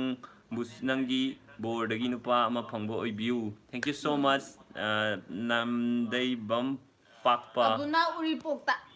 abunau report is kurtis hero ke ai pa ba hite mayem gam sanjit kumar ai nickname kai do ꯑꯩꯅ ꯀꯧꯕ꯭ꯔꯣ ꯃꯉꯣꯟꯗ ꯑꯩꯅ ꯃꯉꯣꯟꯗ ꯀꯧꯕꯁꯦ ꯕꯦꯝꯃ ꯀꯧꯕꯅꯦ ꯑꯗꯣ ꯃꯥꯁꯦ ꯀꯩꯅꯣ ꯇꯧꯋꯦ ꯑꯩꯈꯣꯏ ꯕꯦꯝꯃ ꯍꯥꯏꯕꯁꯤ ꯃꯁꯤ ꯑꯩꯈꯣꯏ ꯀꯀꯥ ꯑꯃꯅ ꯃꯥꯅ ꯀꯣꯄꯤꯔꯥꯏꯠ ꯑꯩꯈꯣꯏ ꯀꯀꯥꯅ ꯑꯩꯈꯣꯏ ꯑꯟꯇꯤꯗ ꯀꯧꯕ ꯀꯩꯅꯣꯅꯦꯅ ꯑꯗꯨꯝ ꯀꯣꯄꯤꯔꯥꯏꯠ ꯊꯥꯖꯤꯜꯂꯛꯄꯗꯒꯤ ꯍꯧꯖꯤꯛ ꯑꯩꯅ ꯀꯧꯅꯤꯡꯕ ꯀꯧꯔꯦ ꯍꯧꯖꯤꯛꯇꯤ ꯑꯗꯨꯅꯕꯨ ꯍꯦꯟꯅ ꯐꯔꯦ ꯃꯥꯗꯤ ꯃꯥ ꯈꯪꯉꯣꯏꯗꯣꯏꯅꯦ ꯑꯩꯅ ꯃꯉꯣꯟꯗ ꯀꯧꯕꯁꯦ ꯃꯉꯣꯟꯗ ꯀꯧꯏꯅꯦ ꯈꯪꯉꯣꯏꯗꯣꯏꯅꯦꯕ ꯑꯩ ꯀꯧꯅꯤꯡꯕ ꯀꯧꯈ꯭ꯔꯕꯅꯤꯅ ꯊꯦꯡꯛ ꯌꯨ ꯇꯥꯃꯣꯆꯧ ꯏꯁꯩ ꯁꯛꯄꯤꯔꯛꯄꯒꯤ ꯏꯅꯝꯕꯦꯝ ꯂꯨꯅ ꯇꯧꯕꯤꯌꯣ ꯍꯣꯏ ꯑꯩ ꯃꯤ ꯂꯣꯏꯅꯃꯛꯅꯦ ꯑꯩꯈꯣꯏꯒꯤ ꯂꯣꯏꯅꯕꯤꯅ ꯍꯥꯏꯔꯣ ꯑꯦ ꯊꯦꯡꯛ ꯌꯨ ꯑꯗꯨ ꯀꯅꯥꯅꯣ ꯍꯪꯉꯛꯏꯗꯣ ꯍꯥꯏꯔꯣ ꯍꯧꯖꯤꯛ ꯈꯨꯝꯃꯣ ꯍꯥꯏꯔꯣ ꯈꯪꯗꯦ ꯑయ్ꯌꯥ ꯈꯪꯗꯦꯔꯦ ꯑꯩꯅ ꯈ꯭ꯋꯥꯏ ꯄꯥꯝꯖꯕ ꯇꯥꯃꯣꯆꯧꯗ ꯀꯩꯅꯣ ꯑꯩꯌꯥ ꯌꯥꯝꯅꯁꯨ ꯍꯥꯏꯔꯦ ꯑꯩꯌꯥ ꯂꯣꯏ ꯄꯥꯝꯃꯦ ꯌꯥꯏ ꯑꯗꯨꯁꯨ ꯌꯥꯏ ꯑꯗꯨꯕꯨ ꯌꯥꯏ 시제 relationship tips 비비오 해 relationship기 tips에 시디 피바 해도 말해 relationship기 tips에 아마나 아마부 뭉시보고 아두 아마나 아마부 ꯉꯥꯛꯄꯤꯕ ꯍꯩꯕ ꯑꯗꯨꯑꯣꯏꯔꯗꯤ ꯃꯥꯅꯦ ꯑꯗꯨꯑꯣꯏꯔꯗꯤ 아리나 라이렌도 그는 ECS 코칭 센터 럼필드 까이르기 ꯈꯣꯝꯗ꯭ꯔꯥꯝ ꯁꯨꯔꯕꯂꯥ ꯑꯕꯨꯅꯥꯎ ꯀ꯭ꯂꯥꯁ ꯀꯌꯥꯅꯣ ꯑꯕꯨꯅꯥꯎ ꯀ꯭ꯂꯥꯁ 7 8 ꯀꯥꯗꯣꯏ ꯅꯠꯇ꯭ꯔꯣ 7 ꯀꯥꯗꯣꯏꯕ ꯀꯦꯂꯤꯀꯥ ꯍꯤꯖꯝ ꯏꯅꯝꯃꯅ ꯄꯥꯝꯗꯕꯗꯤ ꯇꯥꯃꯣꯆꯧꯗ ꯄꯥꯝꯗꯕꯁꯨ ꯍꯪꯉꯦ ꯁꯤ ꯀꯦꯂꯤꯀꯥ ꯍꯤꯖꯝꯒꯤ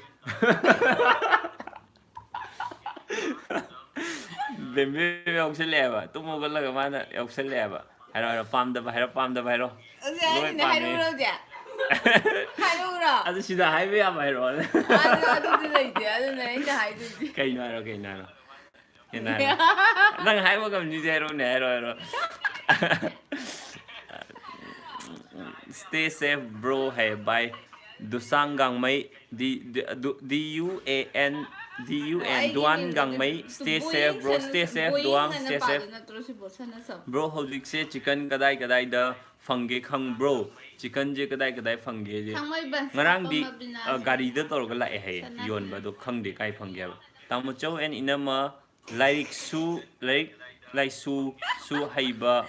masak phajaba icham phangjo. Thank you so much, huh? Sana Thobal inam bem Tamochou se saugandabra hai. Ai saugandabra hai kumo. Nunga saugulli. Ning TV bro kai mathel mathan unaragi khangdi. Kai mathel unaragi chak char ba hairo. Lapu chai ngasidi Tamochou isai ama saglo inam da Priya sana sam inam bem amtam to khumbiro. Kai school da tamake abnao. Inam bem amta khumbiro Priya sana sam. Tamo nungai biribo nungai ye. Ina hana tawe. Adudi aina han tawe.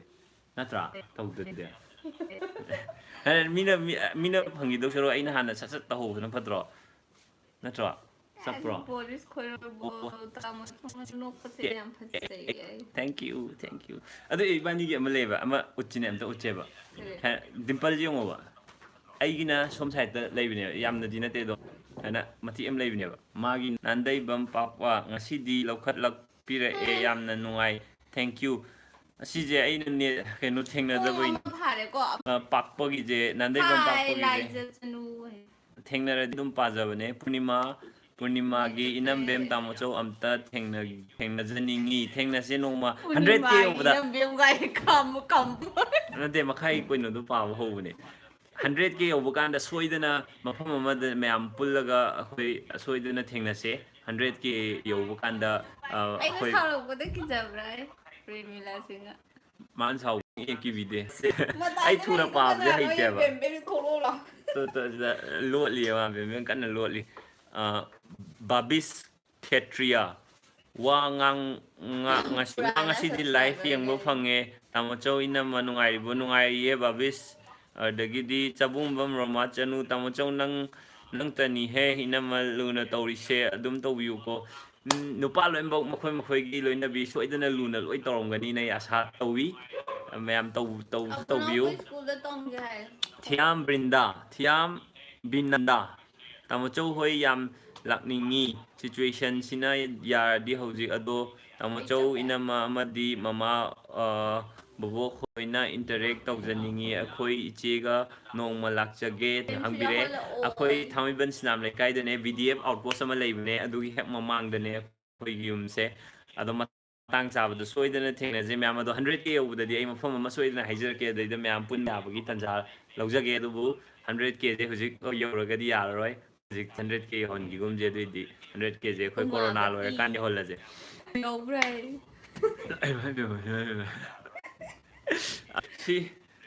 ꯁꯤꯗ ꯃꯥꯅ ꯀꯃꯥꯏꯅ ꯄꯨꯗꯣꯏꯅꯣ ꯅꯍꯥꯟ ꯀꯞꯄꯣ ꯀꯥꯏ ꯀꯞꯄꯤꯕ ꯀꯛꯆꯦꯡ ꯑꯃ ꯆꯤꯛꯄꯗ ꯃꯣꯏ ꯈꯨꯖꯤꯟ ꯁꯤꯛꯄꯤꯁꯦ ꯌꯥꯝ ꯇꯜꯂꯦꯕ ꯈꯥꯝꯕꯤꯅꯦꯕ ꯈꯨꯖꯤꯟ ꯁꯤꯛꯄꯁꯦꯀꯣ ꯇꯥꯃꯣꯆꯧꯒ ꯏꯅꯝꯕꯦꯝꯒꯁꯦ ꯃꯇꯝ ꯄꯨꯝꯅꯃꯛꯇ ꯑꯗꯨꯃꯥꯏꯅ ꯑꯗꯨꯝ ꯂꯩꯕꯤꯌꯨꯀꯣ ꯍꯣꯏ ꯊꯦꯡꯛ ꯌꯨ ꯁꯨꯃꯥꯏꯅ ꯑꯗꯨꯝ ꯂꯩꯕ ꯉꯝꯕ ꯑꯣꯏꯖꯒꯦ ꯊꯦꯡꯛ ꯌꯨ ꯁꯣ ꯃꯆ ꯕꯥꯏ ꯕꯥꯏ ꯌꯧꯍꯜꯂꯛꯑꯣ ꯕꯦꯝꯕꯦꯝ ꯌꯧꯍꯜꯂꯛꯑꯣꯕ ꯕꯥꯏ ꯕꯥꯏ ꯑꯩ ꯄꯥꯕꯁꯦ ꯑꯩ ꯂꯥꯏꯔꯤꯛ ꯑꯃꯒ ꯍꯥꯏꯗꯣꯛꯀꯦꯕ ꯉꯁꯤ ꯑꯃꯒ ꯃꯌꯥꯝ ꯃꯁꯤ ꯂꯥꯏꯐ ꯂꯩꯔꯤꯁꯦꯀꯣ ꯃꯤ 310 ꯂꯩꯕ ꯍꯧꯖꯤꯛ ꯔꯤꯃꯥ ꯍꯧꯖꯤꯛꯁꯦ ꯑꯩ ꯀ꯭ꯂꯤꯅꯤꯛ ꯆꯠꯇ꯭ꯔꯦ ꯍꯧꯖꯤꯛ ꯃꯤ 310 ꯂꯥꯏꯐ ꯂꯩ ꯑꯗꯨꯗ ꯑꯩ ꯉꯁꯤ ꯑꯩꯒꯤ ꯁꯦꯀ꯭ꯔꯦꯠ ꯑꯃ ꯍꯥꯏꯖꯔꯝꯒꯦꯕ ꯀꯩꯅꯣꯁꯦ ꯀ꯭ꯂꯥꯁ 1ꯗꯩꯅ ꯀ꯭ꯂꯥꯁ 8 ꯐꯥꯎ ꯍꯤꯟꯗꯤꯁꯦ ꯇꯝꯃꯛꯑꯦꯕꯀꯣ ꯁꯤ ꯍꯤꯟꯗꯤ ꯇꯝꯃꯛꯄꯁꯤꯗꯀꯣ ꯑꯩ ꯐꯥꯏꯅꯦꯜ ꯑꯦꯛꯖꯥꯝꯁꯦ ꯍꯤꯟꯗꯤ ꯄꯥꯁ ꯇꯧꯕ ꯑꯃꯐꯥꯎ ꯌꯥꯎꯗꯦꯕ ꯑꯩ ꯍꯤꯟꯗꯤ 9, 10 ꯃꯅꯤꯄꯨꯔꯤ ꯂꯧꯔꯦ ꯃꯅꯤꯄꯨꯔꯤ ꯄꯥꯊꯣꯛꯇꯦ ꯑꯗꯨꯒ ꯃꯅꯤꯄꯨꯔꯤ ꯑꯦꯛꯖꯥꯝ ꯊꯥ ꯆꯠꯄꯁꯦ ꯑꯩ ꯀꯃꯥꯏꯅ ꯊꯥ ꯆꯠꯀꯦ ꯍꯥꯏ ꯀꯥꯟꯗ ꯑꯩꯈꯣꯏ ꯃꯥꯅ ꯃꯅꯤꯄꯨꯔꯤꯒꯤ ꯑꯩ ꯍꯌꯦꯡ ꯃꯦꯇ꯭ꯔꯤꯛ ꯑꯦꯛꯖꯥꯝꯒꯤ ꯑꯣꯏꯅ ꯍꯥꯏꯔꯛꯀꯦꯀꯣ ꯑꯇꯩꯗꯨꯁꯨ ꯑꯗꯨꯃꯥꯏꯅ ꯉꯥꯛꯇꯅꯦꯕ ꯃꯦꯇ꯭ꯔꯤꯛ ꯑꯦꯛꯖꯥꯝꯁꯦ ꯀꯃꯥꯏꯅ ꯊꯥꯒꯦ ꯍꯥꯏ ꯀꯥꯟꯗꯀꯣ ꯋꯥꯔꯤꯁꯦ ꯄꯥꯕꯤꯔꯅꯤꯕ ꯃꯅꯤꯄꯨꯔꯤ ꯋꯥꯔꯤ ꯃꯌꯥꯝꯁꯦ ꯂꯣꯏ ꯄꯥꯕꯤꯔꯅꯤꯕ ꯋꯥꯔꯤꯁꯦ ꯑꯩ ꯇꯥꯔꯅꯤꯕ ꯋꯥꯔꯤꯁꯦ ꯑꯩ ꯂꯣꯏ ꯇꯥꯔꯅꯤ ꯏꯁꯥ ꯏꯊꯟꯇ ꯋꯥꯔꯤꯁꯦ ꯄꯥꯔꯗꯤ ꯑꯩ ꯌꯥꯝ ꯀꯨꯏ ꯄꯥꯕ ꯊꯣꯛꯇꯕꯗꯤ ꯅꯠꯇꯦ ꯑꯩ ꯄꯥꯕꯗꯤ ꯂꯣꯏ ꯊꯣꯛꯑꯦꯕ ꯑꯗꯣ ꯌꯥꯝ ꯀꯨꯏꯅ ꯆꯪꯉꯦꯕ ꯑꯩꯁꯦ ꯄꯥꯕ ꯀꯨꯏꯅ ꯆꯪꯉꯦ ꯁꯨꯃꯥꯏꯅ ꯀꯨꯏꯅ ꯆꯪꯉꯦꯕ ꯑꯗꯨꯃꯥꯏꯅ ꯀꯨꯏꯅ ꯆꯪꯕꯅꯤꯅ ꯃꯣꯏ ꯋꯥꯔꯤꯁꯦ ꯄꯥꯕꯤꯔꯅꯤꯅ ꯑꯩꯅ ꯇꯥꯔꯅꯤꯗꯅ ꯇꯥꯔꯒ ꯑꯦꯛꯖꯥꯝꯗ ꯏꯔꯨꯗꯣꯏꯅꯦꯕ ꯑꯗꯨꯅ ꯑꯩ ꯕꯅꯥꯟ ꯌꯥꯝ ꯑꯩ ꯂꯥꯜꯂꯦꯕ ꯉꯁꯥꯏꯒꯤ ꯄꯜꯂꯝꯕꯗꯣ ꯈꯔ ꯐꯈ꯭ꯔꯦ ꯐꯈ꯭ꯔꯕ ꯂꯥꯏꯚ ꯇꯤꯈꯠꯇꯅ ꯇꯧꯕꯗ ꯅꯣꯛꯄꯗ ꯂꯥꯏꯚ ꯇꯧꯕꯗ ꯐꯠꯇ꯭ꯔꯥ ꯅꯠꯇꯦ ꯑꯩꯅ ꯍꯥꯏꯗ꯭ꯔꯥ ꯅꯣꯛꯄꯗ ꯂꯥꯏꯚ ꯇꯧꯔꯗꯤ ꯅꯪ ꯈꯅꯥꯎ ꯅꯥꯕ ꯑꯗꯨ ꯂꯣꯏ ꯐꯅꯤꯅ ꯃꯌꯥꯝꯅ ꯅꯣꯛꯄꯗꯅꯦ ꯅꯨꯡꯁꯤꯕꯤꯔꯛꯄꯁꯦ ꯁꯤ ꯌꯥꯝ ꯐꯕꯅꯦ ꯔꯣꯕꯔꯠ ꯃꯥꯏꯕꯝ ꯅꯣꯏꯁꯨ ꯔꯣꯕꯔꯠꯁꯟꯒ ꯑꯩꯒꯁꯦ ꯁꯣꯏ ꯃꯥꯟꯅꯔꯝꯃꯅꯤ ꯈꯪꯉꯦ ꯄ꯭ꯔꯤꯟꯁ ꯁꯔꯃ ꯕ꯭ꯔꯣꯒ ꯏꯅꯝꯕꯦꯝꯒꯁꯦ ꯀ꯭ꯂꯥꯁ ꯀꯌꯥꯗꯒꯤ ꯅꯨꯡꯁꯤꯅꯔꯛꯀꯦ ꯃꯁꯤꯒꯤ ꯀ꯭ꯂꯥꯁ ꯀꯌꯥꯗꯒꯤ ꯅꯨꯡꯁꯤꯅꯔꯛꯀꯦ ꯍꯥꯏꯁꯦ ꯀ꯭ꯂꯥꯁ ꯄꯤꯛꯉꯩꯗꯩꯗꯤ ꯅꯨꯡꯁꯤꯅꯔꯛꯇꯦ ꯈꯪꯅꯕ ꯈꯛꯇꯅꯦ ꯑꯗꯩ Pemila Jiban same with me when I wrote my language exam ꯁꯤ my father mom use to hi read the father story for me as well Premila ꯑꯩ ꯑꯗꯨꯅꯦ ꯑꯩꯁꯨ ꯑꯗꯨꯃꯥꯏꯅ ꯆꯞ ꯃꯥꯟꯅꯅ ꯇꯧꯋꯦꯕ ꯐꯠ ꯆꯪꯁꯜꯂꯣ ꯕꯦꯝꯕꯦꯝ ꯍꯧꯒꯠꯂꯦ ꯃꯌꯥꯝ ꯕꯦꯝꯕꯦꯝ ꯑꯁꯤꯗ ꯂꯩꯔꯦ ꯑꯗꯣ ꯉꯁꯤꯒꯤ ꯂꯥꯏꯚꯁꯦ ꯄꯨꯡ 2 ꯁꯨꯗꯣꯔꯦ ꯄꯨꯡ ꯑꯃ ꯐꯥꯈ꯭ꯔꯕꯗꯣ ꯇꯥꯃꯣꯆꯧ ꯏꯅꯝꯃꯒ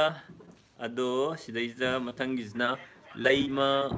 ꯑꯩ ꯄꯥꯕ ꯑꯝꯇ ꯅꯪꯗ꯭ꯔꯦ ꯇꯥꯃꯣꯆꯧ ꯀꯣꯔꯣꯅꯥ ꯃꯥꯏꯟ ꯗꯤꯄ꯭ꯔꯦꯁꯟ ꯂꯩꯕ ꯃꯤ ꯃꯌꯥꯝ ꯌꯥꯎꯅꯔꯦ ꯃꯁꯤꯒꯤ ꯃꯇꯥꯡꯗ ꯋꯥ ꯈꯔ ꯊꯝꯕꯤꯌꯣ ꯀꯣꯔꯣꯅꯥꯒꯤ ꯃꯇꯥꯡꯁꯦ ꯗꯤꯄ꯭ꯔꯦꯁꯟ ꯀꯩꯒꯤ ꯗꯤꯄ꯭ꯔꯦꯁꯟ ꯂꯩꯔꯤꯅꯣ ꯇꯨꯝꯕꯒꯤ ꯃꯅꯗ ꯄꯤꯂꯣ ꯀꯣꯕꯔ ꯁꯦꯒꯥꯏꯔꯦ ꯇꯨꯝꯕꯒꯤ ꯀꯩ ꯍꯥꯏꯅꯣ ꯁꯤꯕꯣ ꯑꯗꯣ ꯂꯦꯝꯃꯤꯅ ꯑꯗꯣ ꯀꯣꯔꯣꯅꯥꯁꯦ ꯅꯤꯡꯊꯧ ꯑꯦꯌꯔꯗ ꯇ꯭ꯔꯥꯟꯁꯐꯔ ꯈꯣꯡꯖꯪ ꯇꯧꯗꯕꯅꯤꯅ ꯈꯣꯡꯖꯪ ꯑꯩꯈꯣꯏꯒꯤ ꯇꯆ ꯇꯧꯕꯒꯨꯝꯕ ꯑꯗꯨꯒ ꯑꯩꯈꯣꯏꯒꯤ ꯏꯟꯐꯦꯛꯇꯦꯠ ꯄꯔꯁꯟꯗꯨꯒ ꯗꯥꯏꯔꯦꯛ ꯀꯟꯇꯦꯛ ꯂꯩꯔꯨꯕꯗ ꯇꯧꯕꯅꯤꯅ ꯀꯩꯁꯨ ꯄꯥꯈꯠꯅꯤꯡꯉꯥꯏꯗꯤ ꯑꯣꯏꯗꯦ ꯑꯗꯨꯕꯨ ꯆꯦꯛꯁꯤꯟꯕꯗꯤ ꯃꯊꯧ ꯇꯥꯏ ꯆꯦꯛꯁꯤꯟꯗꯕꯗꯤ ꯌꯥꯗꯦ ꯒ꯭ꯔꯨꯞꯇ ꯂꯩꯕ ꯁꯣꯁꯤꯌꯦꯜ ꯒꯦꯗꯔꯤꯡ ꯅꯠꯇ꯭ꯔꯒ ꯒꯦꯗꯔ ꯇꯧꯔꯒ ꯒ꯭ꯔꯨꯞꯇ ꯂꯩꯕꯁꯤ ꯌꯥꯏ ꯁꯤ ꯂꯩꯇꯕ ꯐꯩ ꯐꯦꯃꯤꯂꯤ ꯃꯦꯝꯕꯔꯒ ꯂꯩꯕꯗꯨꯅ ꯃꯈꯜ ꯑꯃꯅꯤ ꯐꯦꯃꯤꯂꯤ ꯒ꯭ꯔꯥꯝ ꯃꯦꯝꯕꯔꯗꯁꯨ ꯆꯥꯔꯣꯏꯗ꯭ꯔꯣ ꯃꯄꯥꯟꯗ ꯆꯠꯂꯨꯔꯒꯗꯤ ꯈꯣꯡꯈꯨꯠ ꯏꯔꯨ ꯑꯣꯒꯁꯇ ꯐꯖꯅ ꯆꯠꯊꯣꯛꯄ ꯕꯦꯝꯕꯦꯝ ꯀ꯭ꯂꯥꯁ ꯀꯌꯥ ꯇꯝꯃꯒꯦ ꯕꯦꯝꯕꯦꯝ ꯍꯟꯗꯛ ꯀ꯭ꯂꯥꯁ ꯁꯟꯖꯤꯅꯥꯇꯥ 12 ꯕꯦꯝ ꯕꯦꯝ ꯍꯥꯏ ꯍꯥꯏ ꯕꯦꯝꯕꯦꯝ ꯍꯟꯗꯛ ꯀ꯭ꯂꯥꯁ 12 ꯊꯥꯈꯤꯕꯅꯦ ꯕꯦꯕꯤ ꯃꯥ ꯄꯥꯁ ꯇꯧꯒꯗ꯭ꯔꯥ ꯇꯧꯔꯣꯏꯗ꯭ꯔꯥ ꯍꯥꯏꯕꯗꯣ ꯌꯥꯝꯅ ꯀꯩ ꯄ꯭ꯋꯥꯏꯅꯣ ꯗꯥꯎꯠ ꯑꯆꯧꯕ ꯑꯃ ꯂꯩ ꯗꯥꯎꯠ ꯂꯩꯕ꯭ꯔ ꯅꯪ ꯑꯗꯣ ꯍꯥꯔꯕꯔꯠꯀꯤ ꯂꯩꯇꯦ ꯁꯥꯇ꯭ꯔꯅꯤꯀꯣ ꯍꯥꯔꯕꯔꯠꯀꯤ ꯁꯥꯇ꯭ꯔꯅꯤ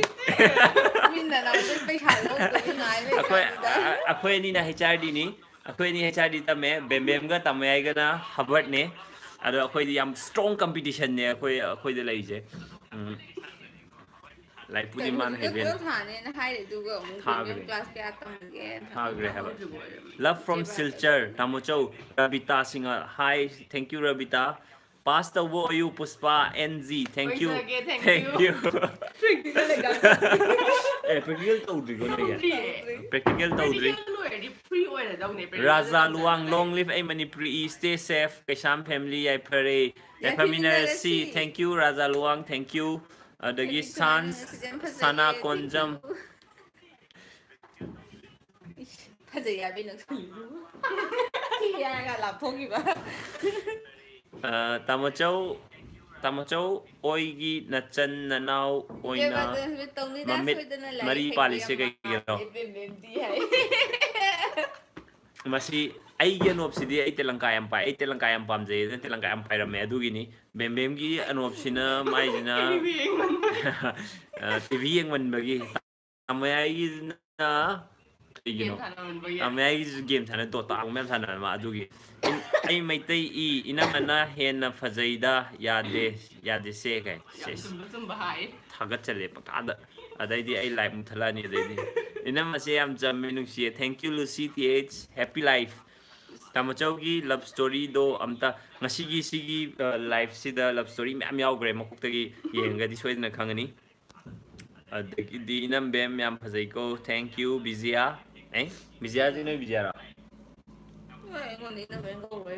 Konthojam Asalata yam nungai gre yengba noi ani gi life se thank you so much Boris na jong habi Tamachau sakam phajai Boris ai ki party hore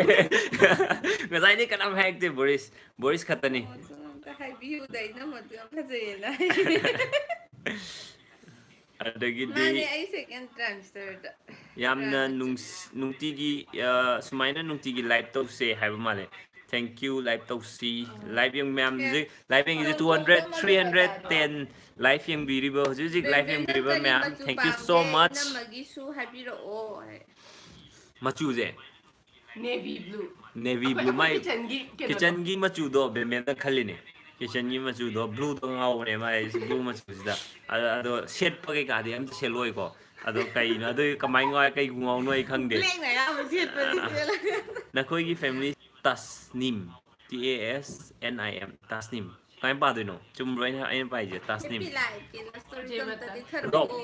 Rob ROB Rob quarantine manung da abnau ga अब दो पोखाई की नहीं खरे ऐसु के सामने है अदो कशाम सगई की price पीव कांदा आई फंगवे 2009 दा कोई कशाम सगई की प्राइस अमा पीदना केनो दा कोई की कई बदरी होटल कशाम सगई फाउंडेशन की ऐसी होटल निर्मला दरो और होटल तम फादर होटल निर्मला दरो तो बने अदु दा price फंगवे adudagidi Tamachau live tausikon nungtigi tause ayam puspa sanitizer male sanitizer silere ai sanitizer loider sanitizer leitreba ai ngasai du pharmacy da hange phangde adu mask ti phange adu sanitizer phangde Boris Koram Tamachau na MU da chatli do kaigino ai MU je ai gi website ne ai gi scheme MU da lai कोइरो fast food कुंबा मदने को ma'am जे पुल्लगा चामिना जे होजिक्ति यादरे होजिक्ति उपाय लेते UP दगी bro blog से यामना वाना ngaijabani thank you Romeo Ningthojam thank you Mapsi Musiles hero Tamachona Pajabeli thank you Musizu thank you Musi haidu do chumbro MWSY Musi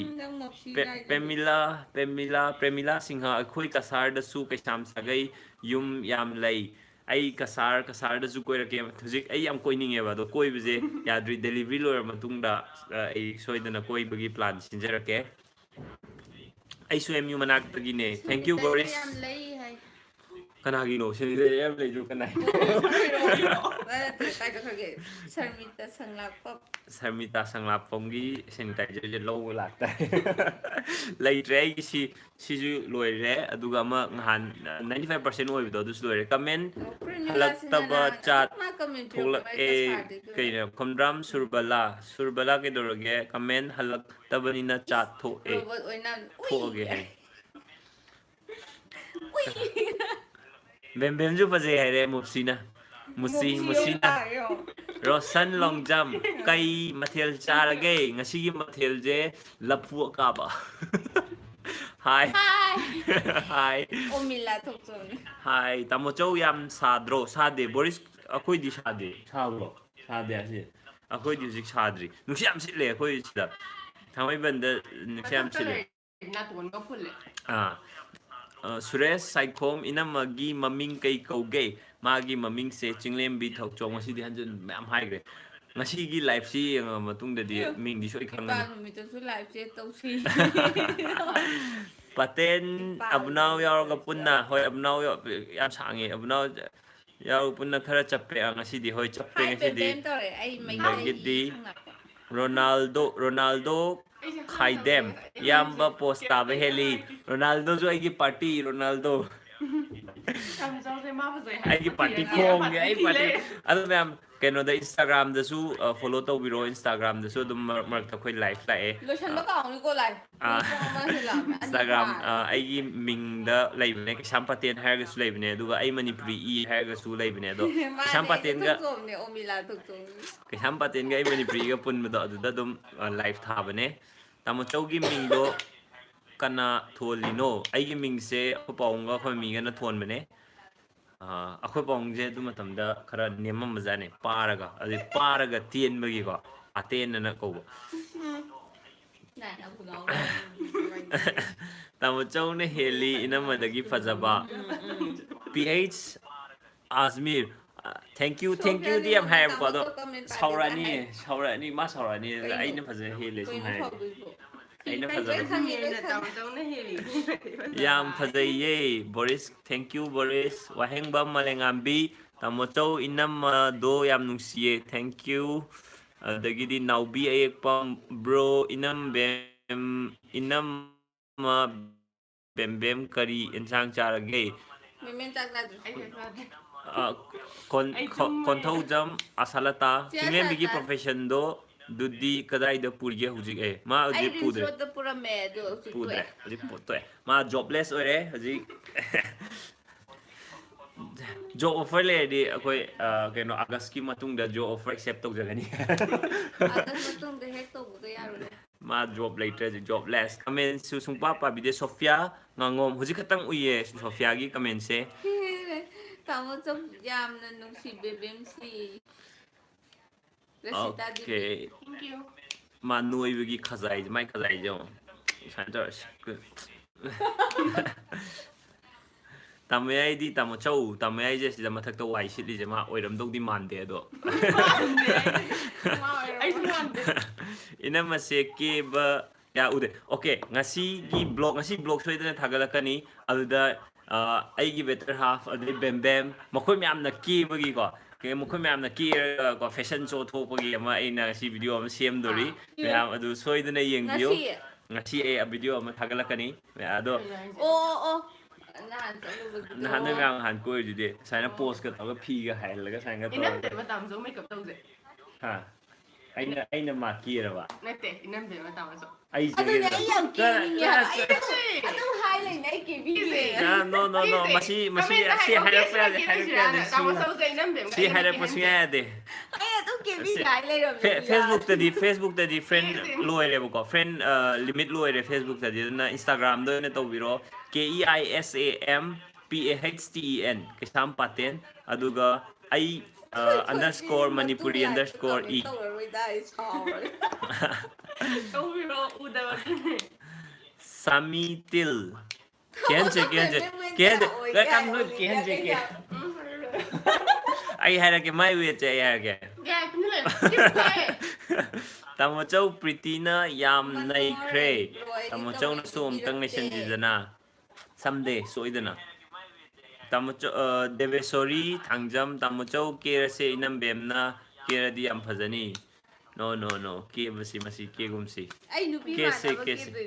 nupi mana ke de Hazani. phajani Phajani. Dolly hi Musi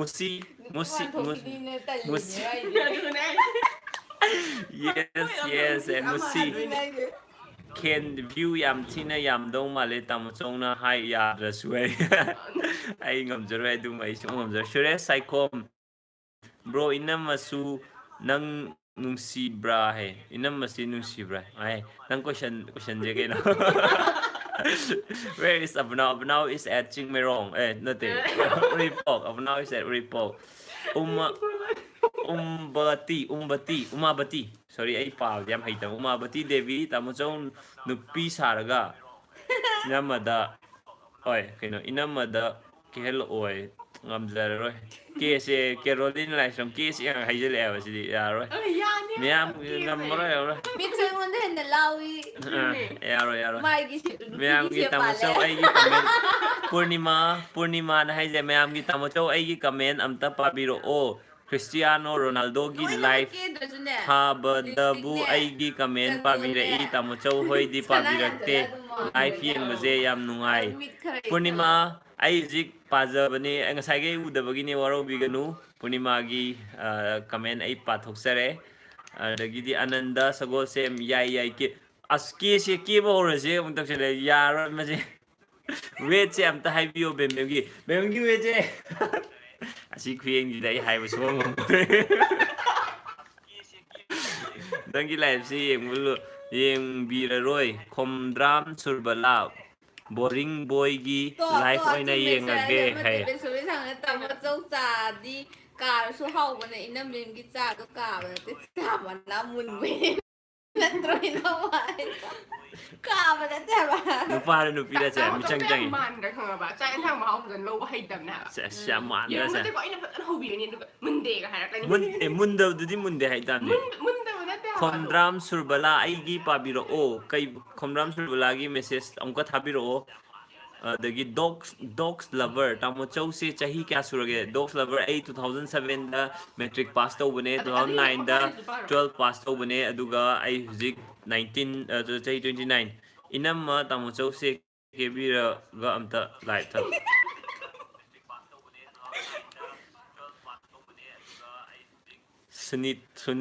Sunilata Devi Thiam Sunilata hi Thiam Sunilata hi brother wow gi shampoo do chela yoroktre kitang moi gi do kitang kuina changbane aduga hujik se keno tawri bagi go khoi gi corona ke ka gi lei bagi ne moi gi delivery amta tawdre haibne hujik se adugi ne ado kitang tu handak keno ji luer kan da oina chen bio do moi delivery servicing do kanam da delivery chat piu yadre haibne hujik se Yamba yam no any doy. Aram aribam rohit. Yamban yamne moeni nupi we pun grabo ko no pe sika ja nin de thong nau ko je kreng kreng kreng kreng holo hai gì kia ba Nelson Sharma Cái mà hậu rồi gì đâu. go ji so lại cái đôi pung ya dre ji live se pung ani pha ja le pung ani helabo pung ma khai pha re live se Without makeup, you look cool. Thank you. Ado kanano. Without makeup, you look cool. Hai je kanano. Ay romaro. Nang mermani. They tamo kira say, oh my God, Upendra, kebe ade. Sofia ningombam tamo chow nang nasikay matel chagi. live to buổi ao đi đây Caroline like some case. Caroline ya de keba de now ba ayek pom ay na makibi ba di ay adu di ay huji tum keba ni so pero do puro ya tụi tôi bị nó Nó mua đâu gì cả. yam no any do kayo gre comment kayo gre ki dri fau live to pe rồi kambi chung kang mai ay na pronounce ji chum ra kambi chung kang mai Kaisam inama tamo chaudo kebiro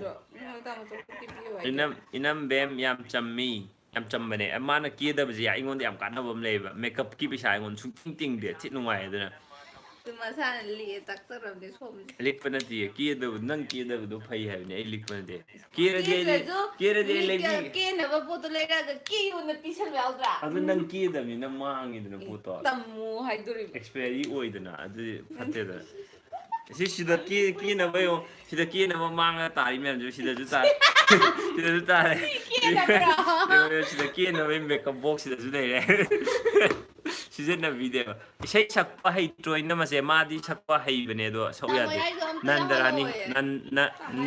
niranda loi ꯂꯧꯔꯤꯌꯥꯝ Nirandra life ꯃꯌꯦꯛ ꯁꯦꯡꯗ꯭ꯔꯦꯀꯣ ꯍꯥꯏ ꯑꯩ ꯊꯣꯏ ꯃꯩꯇꯩ ꯏꯅ ꯇꯥꯃꯣꯆꯧꯗꯨ ꯐꯖꯩꯗ ꯑꯗꯨꯗ ꯏꯇꯩꯃꯅ ꯈꯤꯇꯪ ꯍꯦꯟꯅ ꯐꯖꯈꯤꯕꯅꯦ ꯍꯥꯏꯌꯦ ꯇꯥꯃꯣꯆꯧ ꯕꯦꯝꯕꯦꯝꯁꯨ ꯖꯤꯝ ꯈꯔ ꯇꯧꯕꯤꯌꯨ 마주 ꯍꯧꯔꯅꯤ ꯑꯩꯅ ꯖꯤꯝ ꯑꯩꯅ ꯇ꯭ꯔꯦꯟ ꯇꯧꯔꯅꯤ 마지 보디 빌더 올란드로는 뱀뱀 데뷔는 여러분 아니냐? 저만한 ꯃꯅꯔꯦ ꯍꯥꯎꯋꯦ 아양 집아 뭐가 비디오 라이브 닝이 나오니기에 소이드나 타마châu stock trading knowledge leibibro leite ai leite tamai ai heibane aidi khangde dogs lover nupidi ke hanga dawni tamochau ngasi yam li e natraga pakatpa keno pakatpa male ina mana keradi pakatpadi kaidubai pakaloidoino adeju likpadi nate ina maje tamochau na tumingaida kesalamoi ai si idea je ate ko chicken idea no thoi thoi yum kham nang gi idea je masi paul tai thoi yum kham gi idea je ade tumingaida kesan ma suya ade Liza Chanu nature beauty is best sister yes that is the best inama yam nungsiye Abdullah HAQUE thank you Abdullah thank you so much Tom Tongbram Tammi Tamuchou inama oina kiyo yes adu yai Tom yai adu yai aina ma kiyo je akini ba inama Tamuchou do kebiro nanjemi nang tei jarani adaidi ma ji option le ba si deisa Ravi Thokchom masak kaya sangdre se make singdre net tappe duine premi asem ichi isai amta salo ichi isai amta salo aijo ichi isai amta salo aijo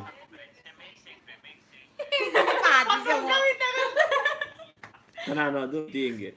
nandai bom pakpa patendagi ichan nupi chingem bina hena phajai ai khanba hidra ina masi kanglei music ki yamba ai ming amta panbiyo kanglei music king yamba ai ming amta kanglei music king shout out Pemila yu to mo choi ki comment pa bide Pamela Singa shout out to hairo ai khangdre comment pa bide haije Pamela Singa shout out to hairo ai duma khangdre odi debil opi de na masi yeng ba nai macaroni nang na hoiro nang na sa yeng ge la oi tame nang sagi macaroni hobibo oiler me thank you dong asi live se pung amaga makhai yoksale meam si yung la si tame ai je tundun olam ne kunoi jam tio tame kunoi jam do bom mondro ne andaki quarantine do da ma bom mondro ne bom tame is bomb on the doing bom ole isai start ma'am sil keno to ke hau de man breng o mai le man ke hau de man breng o ada thagal le mixing ro leng no mixing de leng de live de di au breng ge harang ge ai gi ga mai ge kan hau ge ai di rum thak de ken thak de only vegetable vegetables are tasty an mai le eh nga pa mo ngu ma mo pa mai le hanu le tame ye au ya tam chong na tame ko sala pe ni akhoi na ko ni ta me am chang na tame ko sala ai me am ni tame ole ta mo chong ni ma yang ki ta mo chong ole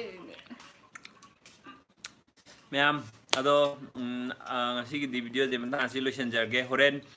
pung manga na taruk adai da ai video blog ama thagat jarge ma'am blog to ta mo ya double pay boy ro boy double pay ta mo ya bo men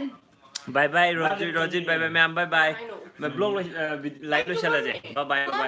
ma'am मथंग दु live सोइदन लाक्सगे अदो ma'am मथंग की live जो थेंगना जे अरो comment पाबी आइना गासी comment पाबा फंगौदो ma'am गरौबी गनो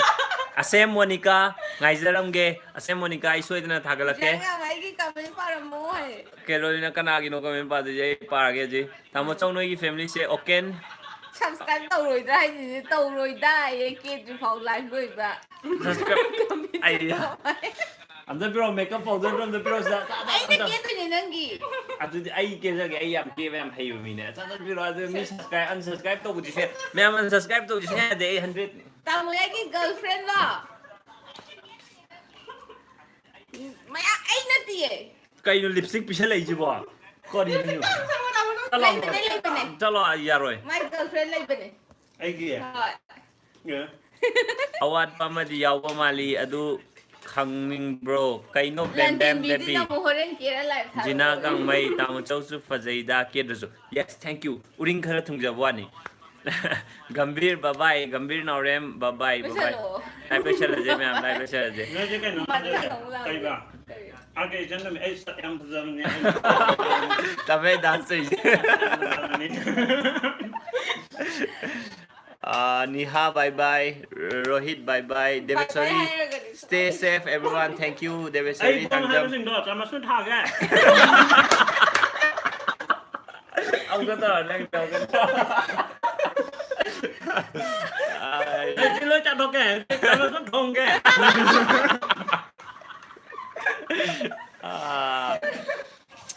ꯑꯩ live ꯂꯣꯏꯔꯒ ꯚꯤꯗꯤꯑꯣ ꯏꯗꯤꯠ ꯇꯧꯗꯣꯏꯅꯦ ꯚꯤꯗꯤꯑꯣ ꯏꯗꯤꯠ ꯇꯧꯗꯣꯏꯅꯦ ꯑꯗꯨꯒ ꯚꯤꯗꯤꯑꯣ ꯊꯥꯒꯠꯂꯛꯀꯦ ꯃꯌꯥꯝ ꯑꯩ ꯚꯤꯗꯤꯑꯣ ꯏꯗꯤꯠ ꯇꯧꯈꯤꯒꯦ ꯀꯦꯕꯩ ꯚꯤꯗꯤꯑꯣꯗꯨꯃ ꯈꯟꯅꯔꯁꯦ ꯑꯗꯨ ꯕꯥꯏ ꯕꯥꯏ ꯕꯥꯏ ꯕꯥꯏ ꯕꯥꯏ ꯇꯥꯃꯦ ꯕꯥꯏ ꯇꯥꯃꯦ ꯕꯥꯏ ꯃꯌꯥꯝ ꯕꯥꯏ ꯊꯦꯡꯛ ꯌꯨ ꯁꯣ ꯃꯆ ꯃꯌꯥꯝ ꯂꯥꯏꯚ ꯚꯤꯗꯤꯑꯣ ꯌꯦꯡꯕꯤꯕꯒꯤꯗꯃꯛꯇ ꯑꯗꯨꯒ ꯀꯃꯦꯟ ꯄꯥꯍꯧꯗꯕ ꯃꯌꯥꯝ ꯑꯩ ꯃꯊꯪꯒꯤ ꯂꯥꯏꯚꯇ ꯑꯃꯨꯛ ꯁꯣꯏꯗꯅ ꯂꯥꯛꯄꯤꯌꯨ ꯑꯩ ꯁꯣꯏꯗꯅ ꯄꯥꯖꯒꯦ ꯕꯥꯏ ꯕꯥꯏ ꯕꯥꯏ tamoyai